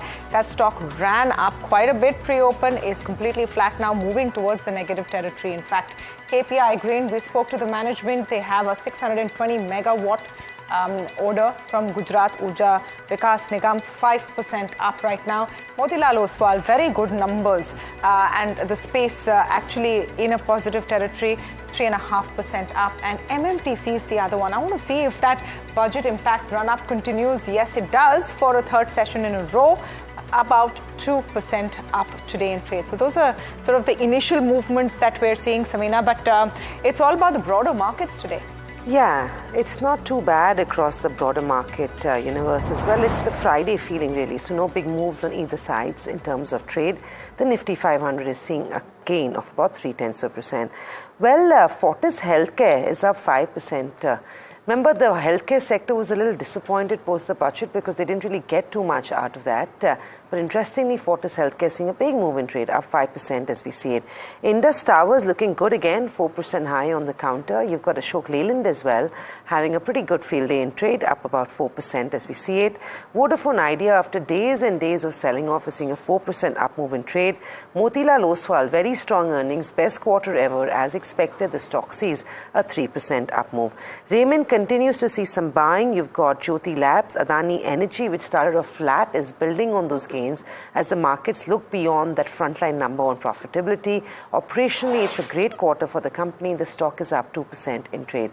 Well, along with that, you've got Tata Power, that's up 2.5%. Sun Pharma Spark is up about 2.5%. Sona BLW earnings were really good yesterday. The stock continues to gain this morning, up 2% in trade. Metals, Niraj had highlighted this in his trade setup. Some of your metal counters are also gaining in today's session. So from the Vedantas to the Hindalcos to the NMDCs are all trading with a clear positive bias. Nalco too having a good day in trade. On the sell side, apart from Scient and Federal Bank, which I've already mentioned, Tech Mahindra numbers were a blip. So nothing too impressive. The stock is down 4%. Soba, there's been a large block deal that hit the street just a few minutes ago, on back of which the stock is down 3%. Avas Financiers, Route Mobile post earnings last week. Bikaji, which was a big gainer on back of strong earnings yesterday, sees some weakness in trade today. So Quest Corp, Team Lease taking some chips off the table after a good run post-budget announcement. But all in all, it's not a bad start. We didn't fall too badly over the last few days, so we aren't gaining too sharply in trade this morning. Respecting important technicals, it's also the start of the August series. So Sudeep, you want to come on this? For the August series, what are your top stock recommendations? If you see the top picks within the August series now, from the auto space, we like Ashok Leyland, Eicher Motors, Tata Motors. The strong rollovers have been there. From the financial space, not too much to speak on, but yes, insurance names, HDFC Life, ICICI Pru. From the oil and gas space, all the oil marketing companies that we discussed, and from the pharma space. So these are the four space which I feel could be the sectors for the month, and the stocks that we've just shared could be outperformers from these sectors. Right. Well, that's, of course, a few things. Kush, what about you? We're going into the August series. What are your top stocks or top strategies for the August series? A couple of consumption names, something from Pharma. Sun Pharma, something that we continue to remain bullish on. So that's one stock that can hold on to for the series. I think 1725 is the target that Sun Pharma could hit. 1640, 1630 is a zone where you can place your stop loss. United Spirits, this stock too has had a very good run. I think after a bit of a round of profit booking today, maybe in the next couple of days, I think the stock will resume its uptrend. I think 1500, 1490 is the zone to watch out for on the upside. And on the downside, you're looking at about a 1375, 1380 kind of a zone as a stop loss. So some consumption names, some pharma names on the radar. Maybe coincidence, that they happen to be defensive, maybe not. But these are the couple of spaces. Okay. Dharmesh, a word on Praj Industries. We didn't get a chance to talk about it in the morning, but revenues were down, but it's a substantial uptick on EBITDA margins and the resultant 43% uptick in PAT. Do you track this one? Any thoughts? Off late and last 2 years, I have not been tracking this company. Okay. Fair call. No, completely understand. Let me then ask you between Jupiter Wagons, Titagarh Rail and Texmaco, if you track any of them, because Jupiter Wagons numbers seemed okay, at least on the margins front. Do you track the railway stocks, and what should one do now if one doesn't have any investments thus far? Yeah, for fresh investors, I think Texrail and Ircon looks pretty attractive, and RVNL should be avoided given the valuation comfort. Jupiter Wagons numbers were good, particularly, and the roadmap which the government has outlined in the interim budget, that the continuity is maintained. Nothing additional came in, but this is a 6-month budget. Again, 6 months hence, on 1st of February 2025, you'll be getting a new budget which has rightly been done. So I think this entire sector rating is here to stay. One has to be mindful for valuation comforts, and there I think Ircon International or a Texrail looks pretty better at current levels. Okay, so that's the word on some of these stocks. Kush, we didn't get a chance to take in your top stock, but 8 minutes have passed. If you had to trade one stock for the day today, Kush Bora, I mean, you take a position today. You need not square it off today evening. You can square it off on Monday also, not a problem. But with that leeway, not a problem. yeah, but with that leeway, Kush, is there a stock on your radar? I'm so glad you gave me that leeway. I have just come up with something, or rather something's popped up on our screen, which is Epigral. The stocks at an all-time high popped up at these levels after 2 years. I think this one has a big upside, perhaps as high as anywhere close to 35 to 40% in the next 12 months. Good volumes, good run up. So I think you could consider this as an addition to your portfolios. Just as intermediate levels, 1800 and 1880 are the levels that you look for. As near-term or rather medium-term targets, and a good strong base comes in at 1650. So the risk-reward ratio also is quite favorable. So Epigral, along with Ramki Cement, something that we discussed in the morning, although a little soft today, both look quite interesting on the chart. Right, that's the trade. Epigral, the trade, the stock is trading flat as we see it. Motilal, if we can quickly get this one up, the numbers were phenomenal for the company once again. Stock is also doing okay in trade, 2% higher as we see it. Kush, do you want to comment on Motilal and Nuvama 361? Technically, how do these look? And of course, then we get a fundamental view on them as well. Well, Nuvama actually stands out. Also because, not just because of the kind of run that it's had in the last 3 odd sessions, but also because in that run it's taken out key resistance zones, 54, 50, 5500 zones, still holding above those. Again, it could be the Friday effect. Perhaps you're seeing some sort of softening there, but otherwise it's quite on a strong footing. So from a positional standpoint, 5800 is the next level to watch for, and 5350 is where a good stop loss comes in. Motilal Oswal, it had its fair share of volatility. If you see, after the kind of numbers it's delivered, you're seeing a sharp round of profit booking from the top. So I would take this as an opportunity to exit out of Motilal Oswal, but Nuvama is something that you can consider in this space. Okay, interesting. Sudeep, I believe Tata Motors was your top pick at 9 a.m. this morning. The stock had a good run yesterday. A couple of big brokerage upgrades as well have come in. From where you look at it right now, 1089, it's still a buy, right? And what sort of a stop loss would you be working with on Tata Motors and any other 1 or 2 stocks on the short or long side that you'd recommend to our viewers after seeing market opening now?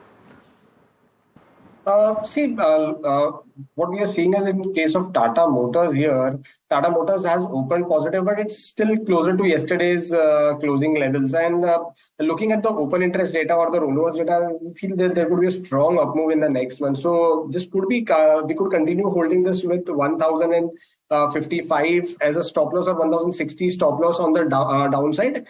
and a target of 1150, 1180 on the upside. Now, a couple of stocks, at least one stock which comes to my mind right now is HBL Power now from the mid-cap space. Now, this stock has given a strong breakout in the last few sessions. And feel this stock could be bought with a stop loss of 640 on the downside and 680 on the upside could be the targets. Okay, Sudeep, we'll let you go on that note. Thanks so much for joining in and giving us your thoughts. Really appreciate your time. Dharmesh, anything that you guys have recently recommended to your clients to go long on or exit out of? See, exit we have done. I mean, the stock I talk about like RBI and all, we have booked profit out there. But the recent recommendation post the budget has been a very clear theme where, earnings are consistent and compounding consistently. At the same time, there is a valuation comfort. And, again, if you run the screener, you get only public sector companies out there. So financiers to power like RAC, PFC, we have recommended as a new stock ideas for a client to add on, even if they are holding. From insurance space, it is LIC of India, Life Insurance Corporation of India looks very attractive compared to the valuation multiples. It's still trading at 1/4 to its peer group in the private space. Whereas business traction, everybody is getting the same kind of business traction. So again, a very attractive company to hold on to. And in the defense space, D6 system, we are holding on to the idea with the focus is still there. Impetus is likely to be there, and they have been winning orders of late quite aggressively. So these are the companies selective, focus area where we are focusing on. But if you look at public sector space, there are plenty of options out there. There are many assets which are sitting in the balance sheet which could be monetized further. So those ideas are to be looked into. Right. Thank you very much, gentlemen, for joining us during the show. We've started Friday on a somber note. There's no selling, no buying. It's flat as it gets. It's also the start of a brand new series and the end of the week. So don't expect fireworks on D Street, at least today. We'll take a quick break. We'll come back. There's a lot more programming on the other side. But Senco has been a big mover since the budget. Let's try and understand from the management how business is looking, what the budget changes could mean for the company and the sector, and more importantly, whether or not they've been gaining market share from the unorganized sector. All that and more after this price.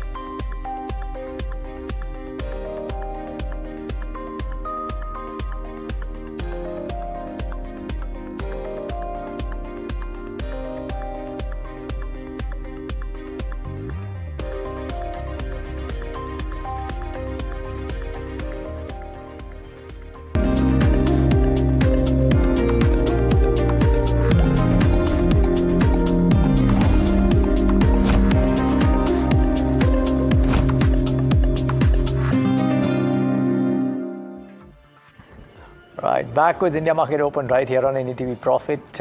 Let's get in the management of Senco Gold for a quick perspective. Mr. Suvankar Sen, MD and CEO of Senco Gold Johnson right now. The case for a chat for this conversation, it's very simple, right? I mean, you've seen what's happened in the budget.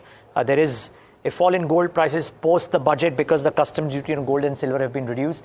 Mr. Sen, thanks for joining in. How does this impact a company? Let's start off with that, because the belief is that lower prices will increase sales, but at the same time, the fear is that inventory at higher prices might also hit companies. So how do you judge the budget impact for your company, let's say? Thank you and good morning, everyone. Well, see, the low prices in the gold prices would obviously create an incentive in the mind of the consumer, especially with the festive season down the line. We have Raksha Bandhan in August, and then after September, Ganesh Chaturthi and Navratris and Dhanteras in the month of October. So with the wedding season also coming in November, I think that people, if you really look at Q1, it was comparatively, consumers were a little worried, concerned that the prices are so high, would they be able to buy or not? The footfalls were comparatively lesser. But with this lowering of gold prices, I think consumers will all have enthusiasm to come to the stores and believe that, yes, jewelry will be within their budget. And therefore, we are expecting an increase of 10 to 12% more in the coming season than what we would have done without the prices coming down. And it is a historical trend. Whenever we have seen that the prices have come down by a particular value, we would have seen an increase in the business to that extent. As far as the inventory that everyone is holding, now see, inventory is usually hedged.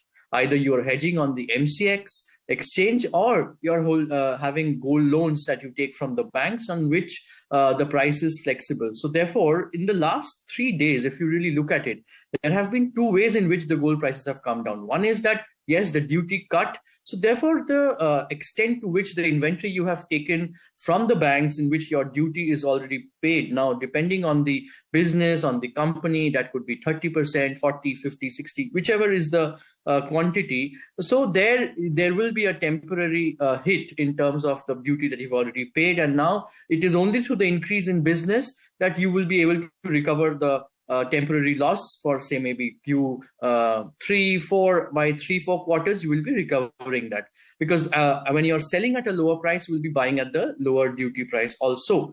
But on the other hand, if there is to the extent that the MCX hedging is happening, there you will obviously get a straight benefit, because as far as the Indian prices are concerned, you will be able to enjoy the benefit of the fall in the prices due to the cut in duty. So therefore, it is a combination of whether how much gold loan, how much of it is in exchange. And if you have bought it outright, yes, it will be a little difficult, and you will need to give yourself a little bit of time to recover from those losses. It's also Samina joining in. So while you've explained this to us very beautifully to understand what this cut in duty is going to mean for the industry, tell me, with custom duties being lowered, the organized players like yourself have a better competitive price now.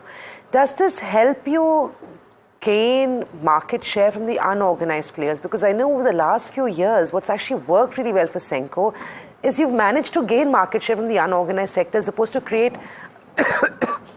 a new market. Correct.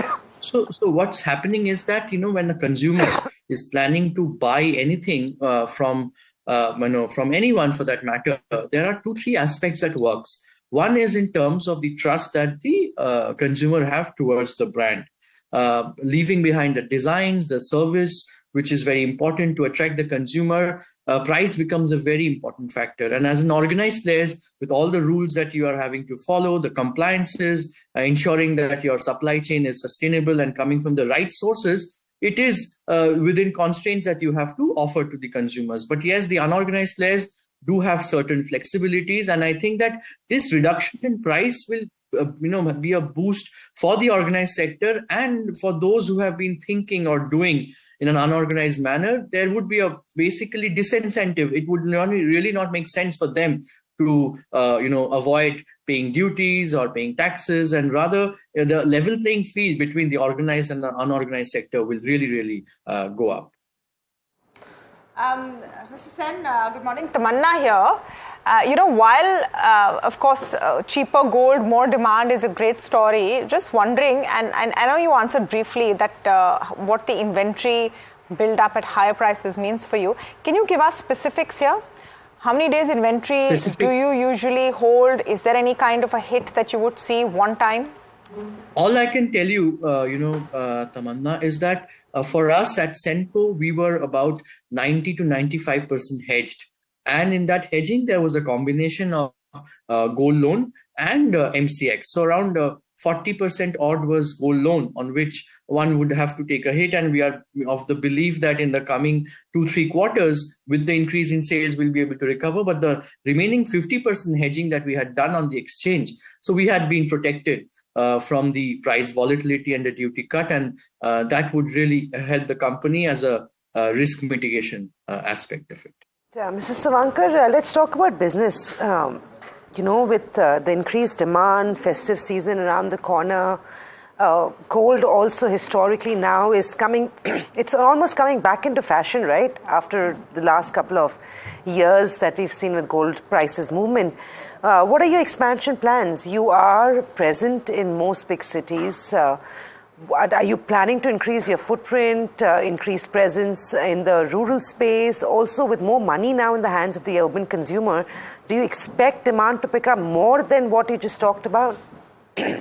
We had told from the beginning that we are expecting a growth of around 18 to 20% for the year, be it in terms of top line or as far as the bottom line is concerned. And in terms of store openings, we know our focus has been mostly the northern part of the country and the eastern part of the country. And it is not only the bigger cities, but the tier 2, 3, 4 towns as well. For us, now that we are about 166 stores, we have a combination of either it's a company-owned, company-operated store or a franchisee. And it is through this franchisee model that we are being able to penetrate into the tier 2, 3, 4 towns and cities. And let me tell you that with the monsoons doing well and the agricultural sector, not only in terms of the climatic impact of the monsoons, but also I think the government has taken a lot of initiative to ensure that the agricultural sector can have a boost.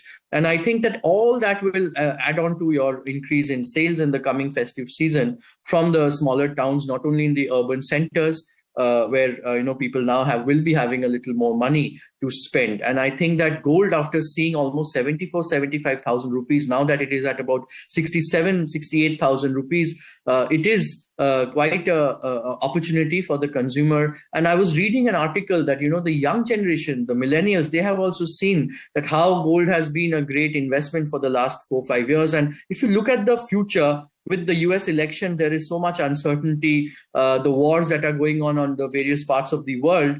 I think that it will all lead on to continuous increase and interest in gold by the investors across the world. So it's a great opportunity for the Indian consumers to make best of the price fall that has happened. Just one last question, Mr. Sen, and this is on lab-grown diamonds. I mean, it's all the rage the world over. Everyone's talking about it. I'm wondering, your view. In India, I think as of now, at least, people are not interested in lab-grown diamonds at all. Is that the right sort of assessment? See, it's diamond jewelry in the overall scheme of things, if you really look at it, holds about 15 to 20% of the market share in the overall jewelry industry. So while gold would be holding about 76%, and diamond will be holding about 15 to 20%, and the remaining 2, 3, 4% will be platinum, silver, fashion jewelry, all of that. Now, lab-grown diamond is a substitute in not really in a way that one would really think of it. If you have a wedding, if you have a special occasion in life, you would want to buy the real natural diamonds, and that would be something that you would treasure and cherish, and it's an investment, and in the long run it will give you returns because the prices will keep going up. When it comes to lab-grown diamonds, consumers are getting aware. We ourselves have launched about 3 to 4 lab-grown diamond jewelry stores in the brand name of Cines. So we've launched a new sub-brand called Cines, and we are started opening separate stores in that, trying to understand how the consumers would be reacting, behaving. And it is only the bigger size diamonds that are going to make sense as far as now is concerned with lab-grown diamonds. So we are seeing that, it's whether it is self-purchased by the woman or if it is like something of their anniversary or gifting or destination wedding where you need to carry jewelry but you don't want to carry high value real diamond jewelry. So these are various occasions for which I think lab-grown diamond jewelry is going to be like an option. But in the overall scheme of things, I think that it would hold about 2%, 3% of the jewelry industry, but it cannot replace the diamond jewelry industry in totality. Oh, diamonds are forever, lab or natural. But we'll see if that trend really comes forward. Thank you so much, Mr. Sen, for speaking with us. So that was Senco talking about the impact of those, duty cuts and the sharp fall in gold prices for them. But Harsh is joining us now, and we're having an interesting conversation with Canara Bank. Well, yes, thanks, Tamanna, for that. Let me welcome on board Mr. Satyanarayana Raju, who's the Managing Director and CEO at Canara Bank, to talk to us about Q1 FY25 numbers. First off, sir, with regard to margins, the sequential shrink has been extremely large, much larger than what the estimates seem to suggest. So just talk to us about what's happened there, because yields also seem to have fallen a little bit. So could you give us perspective on both of those aspects? Yield and advances slightly down is not because that the yield pressure is there. So whatever it is there, yield, that's we are able to maintain it. It is only because of the regulatory guidelines from 1st April 2024 onwards, that treating the penal interest instead of interest portion, it has to be treated as an other charges. That has caused some shifting of almost 150 crores from interest income to the other income. That's why this yield and advances has shown slightly the small dip in that. Otherwise, there is no problem in yield and advances. It will continue to gain at that level only, but may not be showing a much improvement there, because already we feel that we have achieved the maximum, because we have already repriced the existing low yielding advances with high yielding advances. Even the current quarter also we did 22,000 crores. Last quarter also we did approximately 20,000 crores. So the yield side, I think there need not be any worry for further reduction. It may maintain at the existing level. But the cost of deposit definitely a worrisome. And it's every quarter, even we expected that this first quarter, it may little bit softening may happen. During the first fortnight of April, we have seen that softening, but thereafterwards again it has started increasing the cost. Nowadays, the incremental cost, if you go for any bulk or CD in the market, you are supposed to offer at around 7.8%. That's too high for any of the deposits. But rising the deposits is not a concern for the public sector banks because of their sovereign background. But cost of the deposit is definitely a concern, unless otherwise the liquidity in the system is improves. This cost of deposit definitely plays a vital role in defining the margins. That's the major reason you can look at that the cost of deposit of our bank has increased from 5.5 to 5.70. It's a 20 basis points. That has caused further our NIM reduction from 3.05 to 2.90. However, this we predicted earlier itself. We have given in our guidance last time when I understood the annual results. We have given a guidance of our NIM at 2.90, but it may likely to improve to 2.95. Even now, I am reiterating that generally the tendency is first quarter you will see a little lower NIM, and gradually second, third, fourth quarter slightly improvement will be there in the NIMs. So that's why we expect that the next 3 quarters, once this entire whole financial year, we may settle down our NIM around 2.95. Okay, sir, but could you give us the rationale behind why Q1 is likely to see the largest NIM contraction, and why this reversal or rather increase in NIM going forward, given the kind of deposit growth pressure that's already there in the system? Give us the rationale for that, please. One is the cost march, whatever the cost we have taken, rises the deposits to meet the requirements of the credit. Actually, credit dispensation will be more in the second half of the financial year. Generally, you are forced to raise the deposits in the second half of the financial year. That impact will be there more in the first quarter. That's why your cost of deposits will be more on the first quarter. The second one is the NIMs calculated based on the average business. When you move towards the second, third, fourth quarters, this average deposits and average advances impact will come down slowly. That's the reason actually your NIM slightly may improve in the next 3 quarters. Sure. So let me switch over to growth from margins. What's the guidance with regard to FY25, both on deposits as well as loans? I appreciate that your LDR is fairly healthy, which is loan to deposit ratio is fairly healthy. But talk to us about what the guidance is. Actually, the liquidity problem and importance of the deposits we realized in the initial stages of last financial year itself. We are the first banker. We announced various measures targeting the deposits growth in the first week of the last financial year. We continued the same innovative initiatives and products we announced in the first week of this financial year also. That's the reason even the last year among the peer banks, our deposit growth our bank is the only bank has shown the double-digit growth in the deposits. This first quarter also we are able to show that our deposit growth is better than the advances growth. It's not that the advances are not growing. Advances corporate side 22,000 crores low yielding advances we are shed. We ask them to repay it. These are all the short-term loans. We are not renewed it. That amount we are using in our liquidity and so that we can earn other interest income in that. That's the reason we are doing this. This because of our focus more on deposits compared to other peer banks. We are able to show a double-digit growth in the deposits. Our thrust is continuing there because we already reached 73%.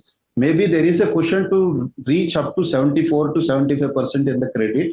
But last March quarter and this first quarter, we aimed for repricing our existing corporate portfolio, which we have completed that exercise. And now that our corporate portfolio yield is reached to 8.29%, this is very much comfortable for us.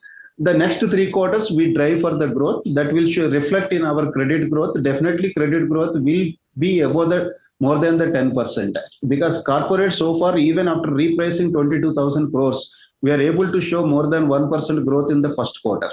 Our RAM credit is growing near to the 2% in the first quarter.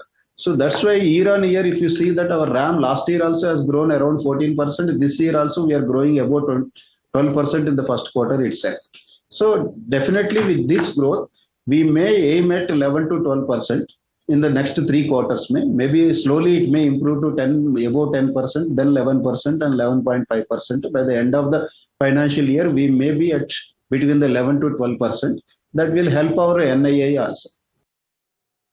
All right. And so, sorry, your deposit growth guidance, if there is one.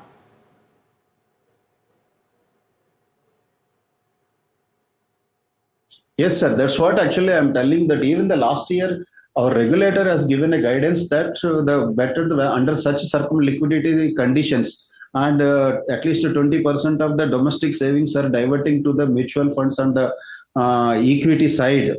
This is the time the bankers should focus on the liability mobilization. That is the guidance given by the advice given by the regulator also. That we have taken on the right spirit.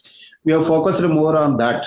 Though we are given a conservative guidelines, last time we are given at 8%, but we have grown at 11%. This time also we are given a guidance at 9%. We already in first quarter itself, we have grown more than 11%.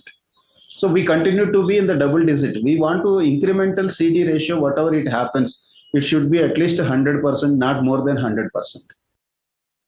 Okay, point taken. So incremental CD ratio to be at least 100%. Now let's talk. So now talk us through corporate.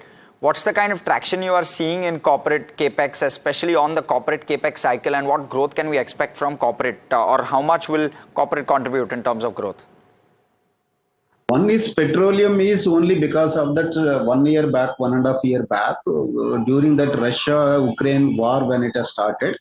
Overseas branches have lent against that Indian public sector petroleum companies on short-term loans. Those loans, that is only a short gap arrangement. Those loans, the requirements, once the requirement is over, period is over, they have repaid it. That is the reason that is the trimming has happened. It's not that any intentionally we have done something. But the NBFC definitely we are trimmed intentionally only. One is because we are cautious in selecting the NBFCs, we don't want to lend below the A-rated NBFCs. Also, we don't want to compromise on the price for the sake of top line.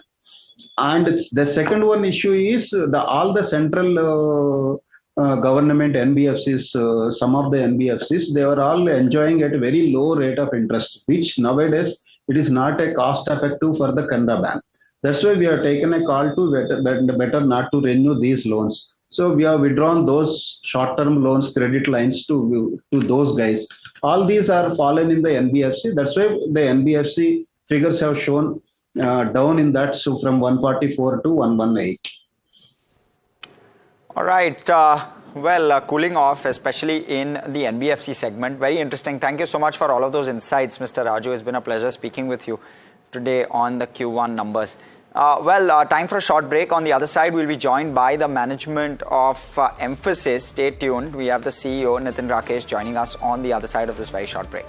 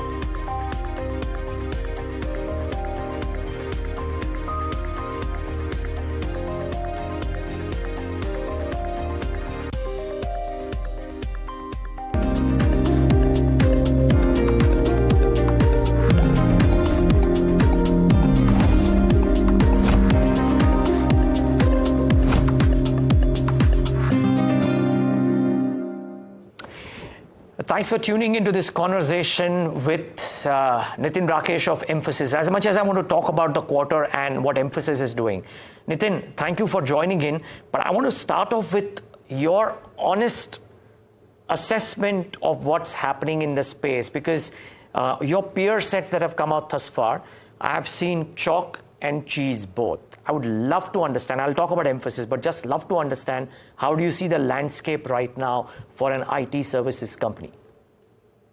So Niraj, there is no one straight answer I can give you, but I'll give you the nuances that you should think about when you look at performance, right?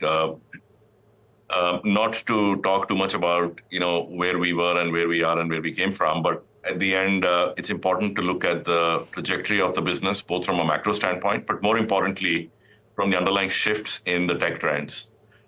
We've obviously seen, 23 being a difficult year for pretty much the entire industry, especially folks oriented towards BFS, as well as discretionary spends, transformation players, app dev players. So I think we saw, something like that play out for us as well. But we called a bottom to that trend in the December 23 quarter.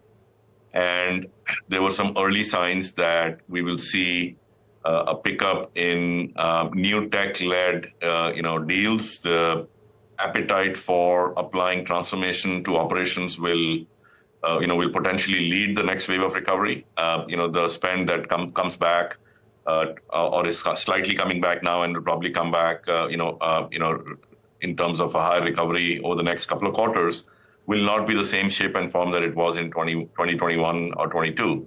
So I think that thesis is playing out.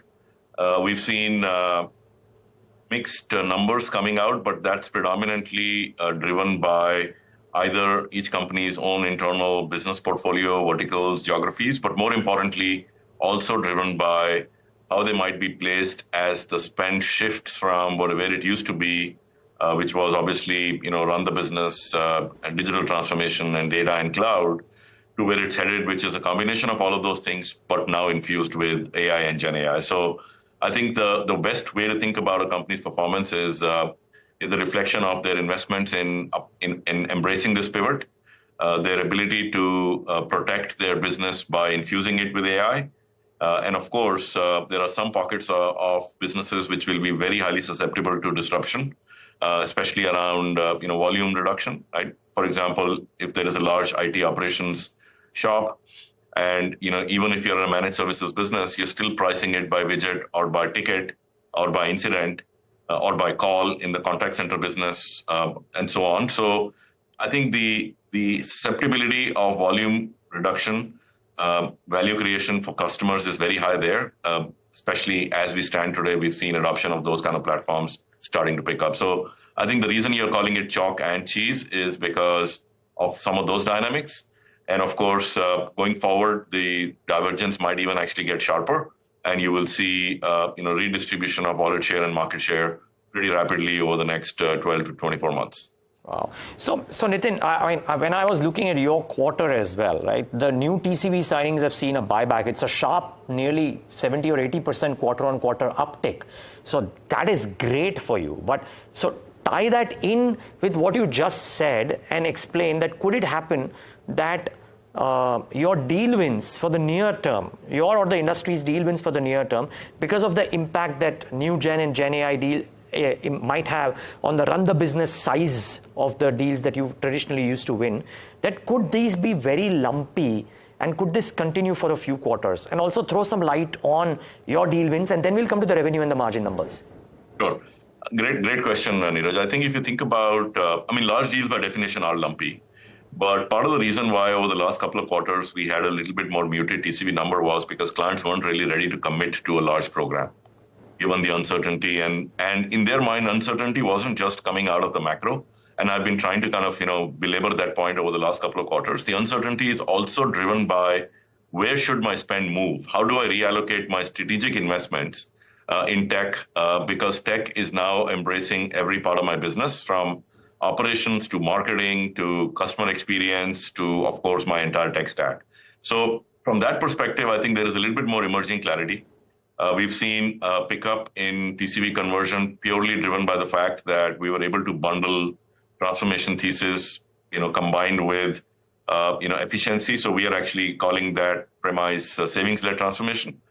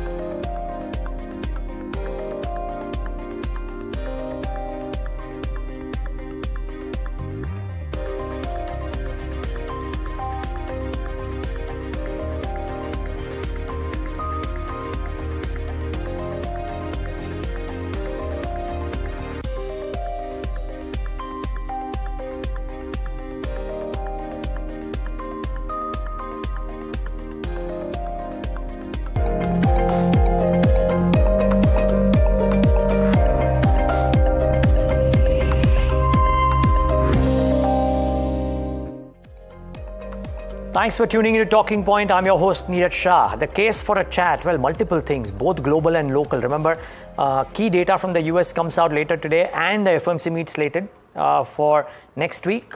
It may be a non-event, but it is there.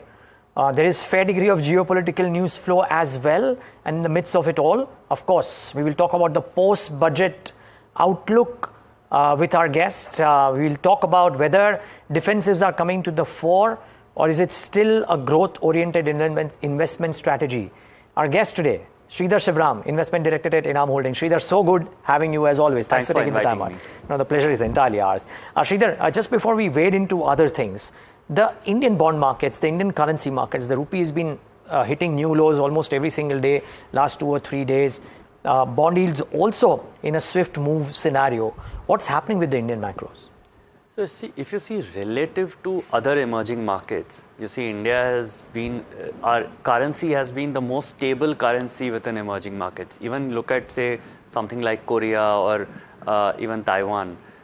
India has been relatively very stable over 18 months, I would say.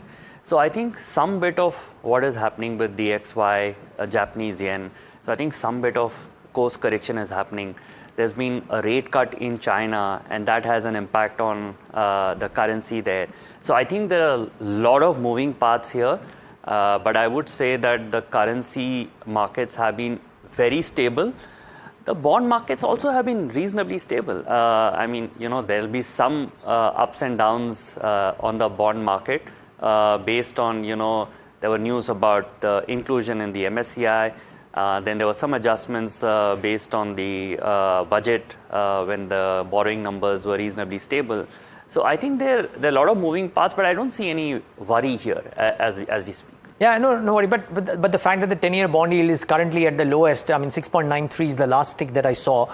Is this a sign of buying because of this emerging market inclusion piece and the fact that we've bettered the fisc deficit glide path targets that we had set for ourselves in FY25? What's leading to this? I would say a combination of both. So I think the fiscal deficit, if you look at the absolute fiscal deficit, and that's what I look at, has been lower for the last 2 budgets. So it's not the percentage, it's not the optics, it's actually the actual number is lower, and we've been guided below 4.5 for next year. So I would assume at least 4.4. So I think the glide path looks extremely good. So obviously it means that the absolute borrowings would also come down from the government. So I guess it's a combination of all these factors. Plus there is a hope that, in possibly 9 months' time, we'll start to see some sort of rate cuts to happen. I don't see it happening immediately, but once, say, US starts cutting rates, we are seeing, as I said, China has been cutting rates very aggressively. And once US starts to cut rates, there'll be some pressure to normalize the differentials. So I guess these are really complex macro, frameworks that we are seeing right now. I mean, who would have thought 50% depreciation to yen and nothing happened to global markets? So I guess these are the new age of digesting news every morning and trying to figure out, how to interpret some of these. But I would say broadly, Indian macro looks good. I do not have any worries. I think the central bank has done a reasonably good job. Okay.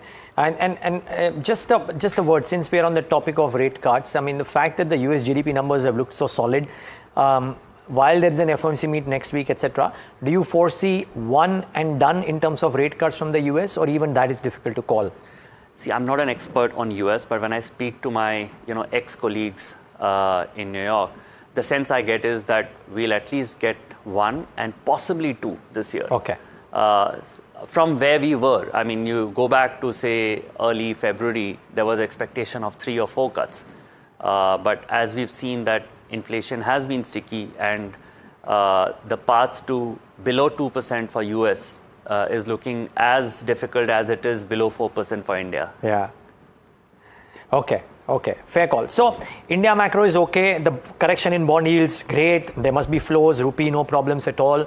What about the budget math? And, if we strip out the capital gains part, and I'll talk about that as well, but if we strip that out, and I'm not saying you are negative because of that, but I'm just removing that right now. The other provisions, the other things that have happened, you thought the budget was fair and square, or did it leave a bit to be desired? No, I think I was very happy with the budget from an overall standpoint, because one, the fiscal glide path, which is what I give more importance to, because that's what makes a difference to the macro numbers in the overall scheme of things.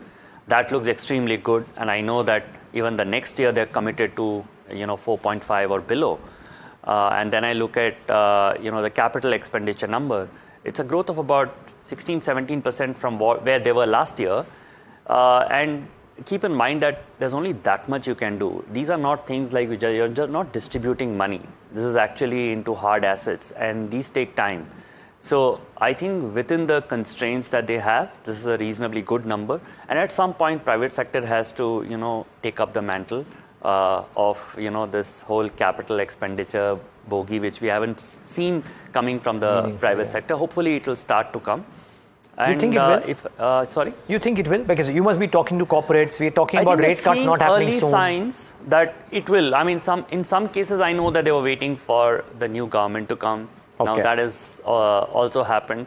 In a lot of cases, we are seeing capacity utilization already reaching a stage where they will have to put private capex. And I think if you go back to the 2003 to 2007, or even the period, say 11 to 14, I think the power sector took a large, percentage of the private capex. I'm seeing a revival of the power sector in different forms. May not be in thermal, but you see in all the renewables. So India is adding significant amounts to power. And we are also seeing capex because of increased demands from manufacturing because of exports. But these will take time. But I think it's happening. So coming back to budget, I think if I look at capital expenditure, I do not have any issues.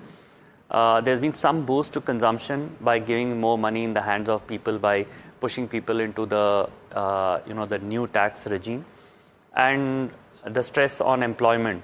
And we'll have to wait and see how it works. But at least there has been an attempt to incentivize employment. And my view on employment has been slightly different. That actually the center cannot create employment. They don't set up factories. They don't set up call centers. It is the state which has to do. The center can only facilitate. And have they facilitated in the last 5 years? If you ask me, the question is yes. And there have been states which have done very well in employment. You look at, say, Andhra, Telangana, Tamil Nadu, Karnataka to a large extent, till all this news that has come now. So it is the state that has to do, and I think the center has done a reasonable job. I really don't understand why the center is taking the responsibility for employment. You can't generate employment. You can only facilitate. Be that as maybe they have done a good job of trying to facilitate, with all the 3-4 schemes that they've announced. Yeah. So overall, I have no complaints within the constraints. I think this is a reasonable budget. Political compulsions, maybe. just the way the conversation and we also expect too much out of a budget. Keep in mind that indirect tax is totally out. So what we are left with only direct tax. Even in direct tax, broadly, everything is known. So I think there's only that much to expect from a budget. What was not known was this uptick, right? Now, what do you make of it? I mean, I've heard two ends of the same coin from equal participants. The relief that I thought was that on the budget day when I was anchoring, I thought that, this opens up the door to some uncertainty. But I think they've made some clarifications that they're not thinking of further increases, quote unquote, for now. So I'll tell you how I have rationalized this. Most participants in the market were expecting this for the last 18 months. That rationalization of the definition of long term is going to happen. The previous finance secretary on his exit interview actually made it public that this is being discussed. If you ask me, I was expecting this in February. What has come is possibly 6 months earlier. But we were also expecting that the short term could go, the definition of long term could move to 24 months. And as a result, what has come is slightly better than what most participants were expecting. That your equity long term stays at 1 year, and your short term has gone up, and your long term has also gone up by 2.5%, which may not have been expected. In the overall scheme of things, I think the certainty that broadly this stays for the next 4-5 years is also quite positive. And that's how I would, rationalize this. Higher taxes, never good. But having said that, when you look at the percentage of people who contribute to the tax, it is abysmally low. Yeah. And I think the community which invests in the market, I think can pay a little more tax. But it's growing, right? One is that. Two, I mean, so the counter, Sridhar, and before we take that break, because I would love to talk about portfolio positioning on the other side, but just one more thing, the counter that some people are giving is that you don't want, it's a bull market that is doing very well. We have divestments or some divestment of assets, if not companies, and listings, etc., depth of capital markets. Does that get hurt also from a foreign investor's perspective? And while LTCG may be at line with global standards right now, or maybe lower than that, but global markets don't have a whole host of other taxes, STT, etc., that Indian markets have.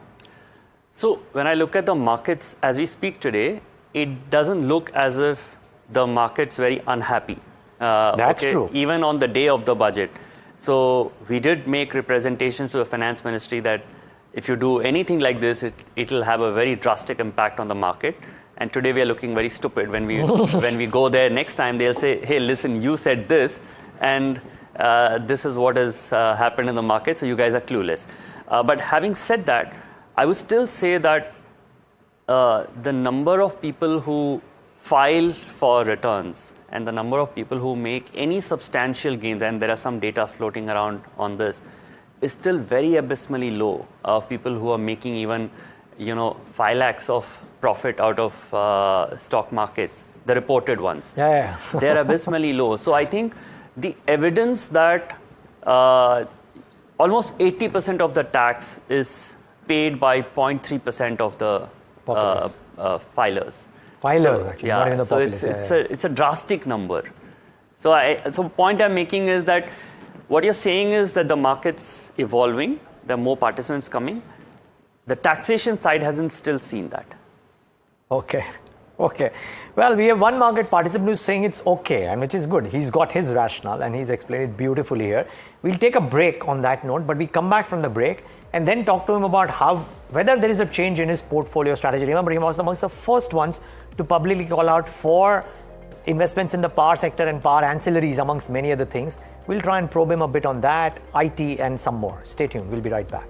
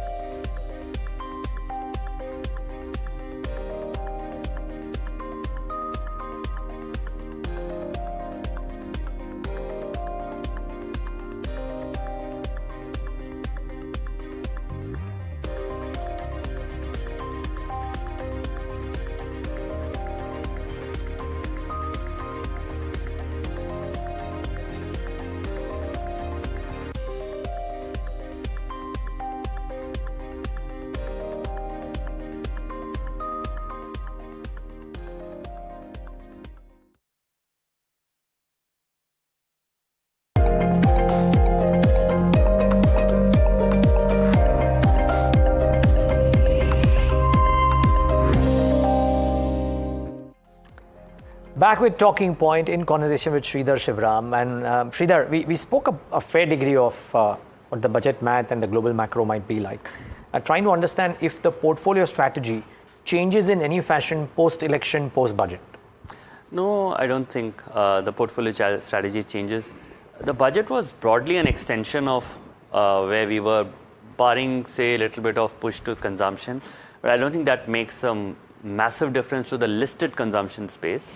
And I think broadly it remains the same. I mean, I think incrementally the market's becoming more and more a bottom-up market than a top-down, because within each sector, some of the stocks are trading at fair value or above fair value. So it becomes difficult to take a really top-down macro call and buy anything. So individually, you'll find good stocks. Maybe one or two sectors here and there are looking good, but even there, everything is expensive.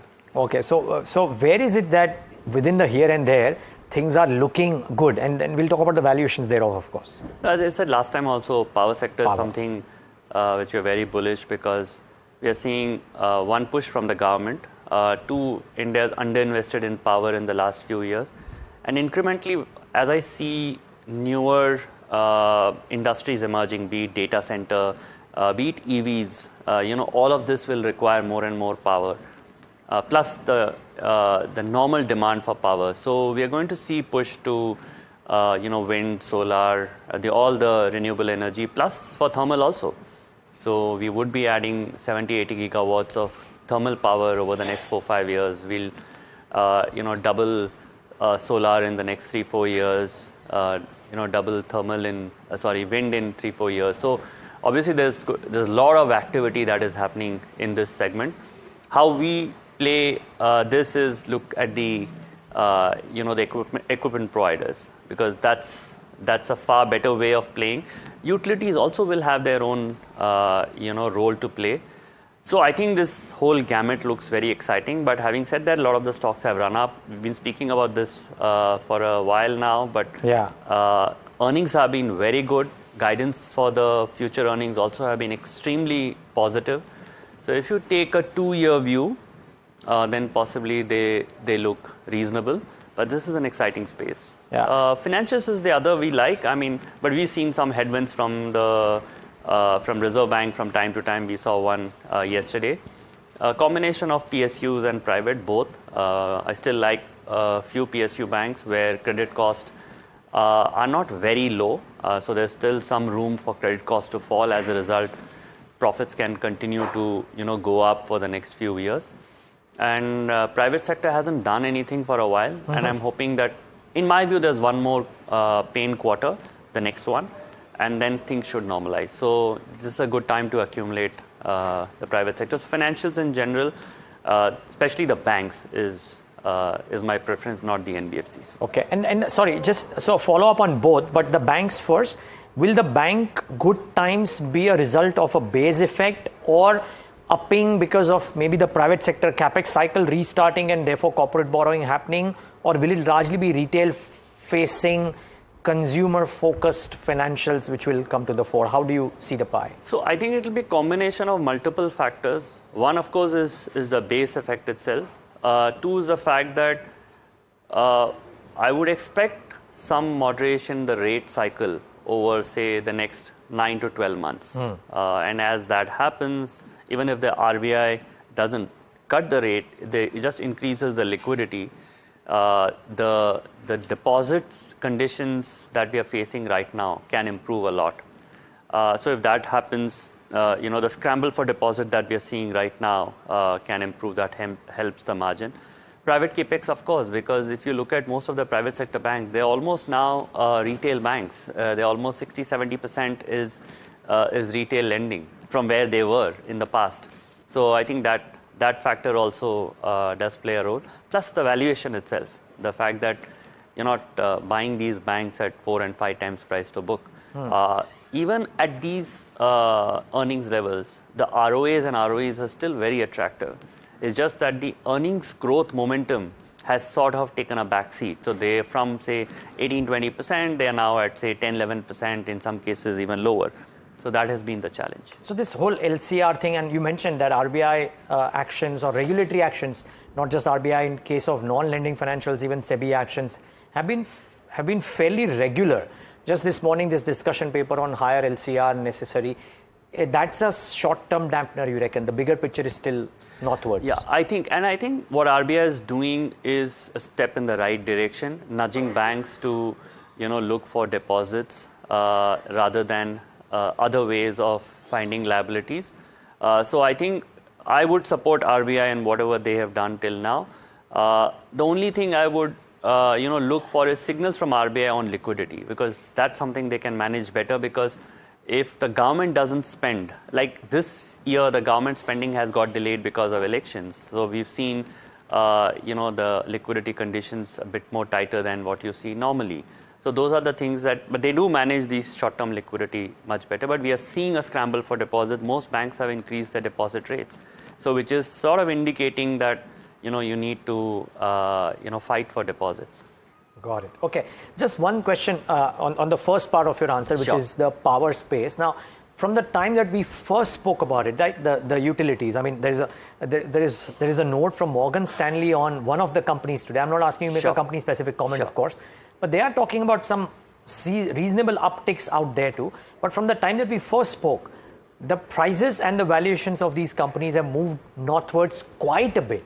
Yeah. Are they still attractive based on a 2-year, 3-year time frame, or should people be wary of the valuations and look for downticks? Are these a buy on dips, or are these attractive even now for you? Yeah, so I would say as a investor who looks for value, I would say buy on dips. Got it. But if you take 2 to 3 year view, there is a lot of value. They'll show a very strong earnings growth. I mean, you're talking of north of 30%. Now, so if you push it by 2 years, they look better. If you push it by 3 years, but difficult to project 3 years. So I'm not, getting into that territory. But every year you get 2 to 3 days of buying opportunities, and you have to be ready to, pounce on those days. So you have to do your homework and be prepared. But the space is looking very exciting, and there are newer opportunities coming every day. Got it. One word on a sector which is starting to sulk slightly after having 4 heady years, autos.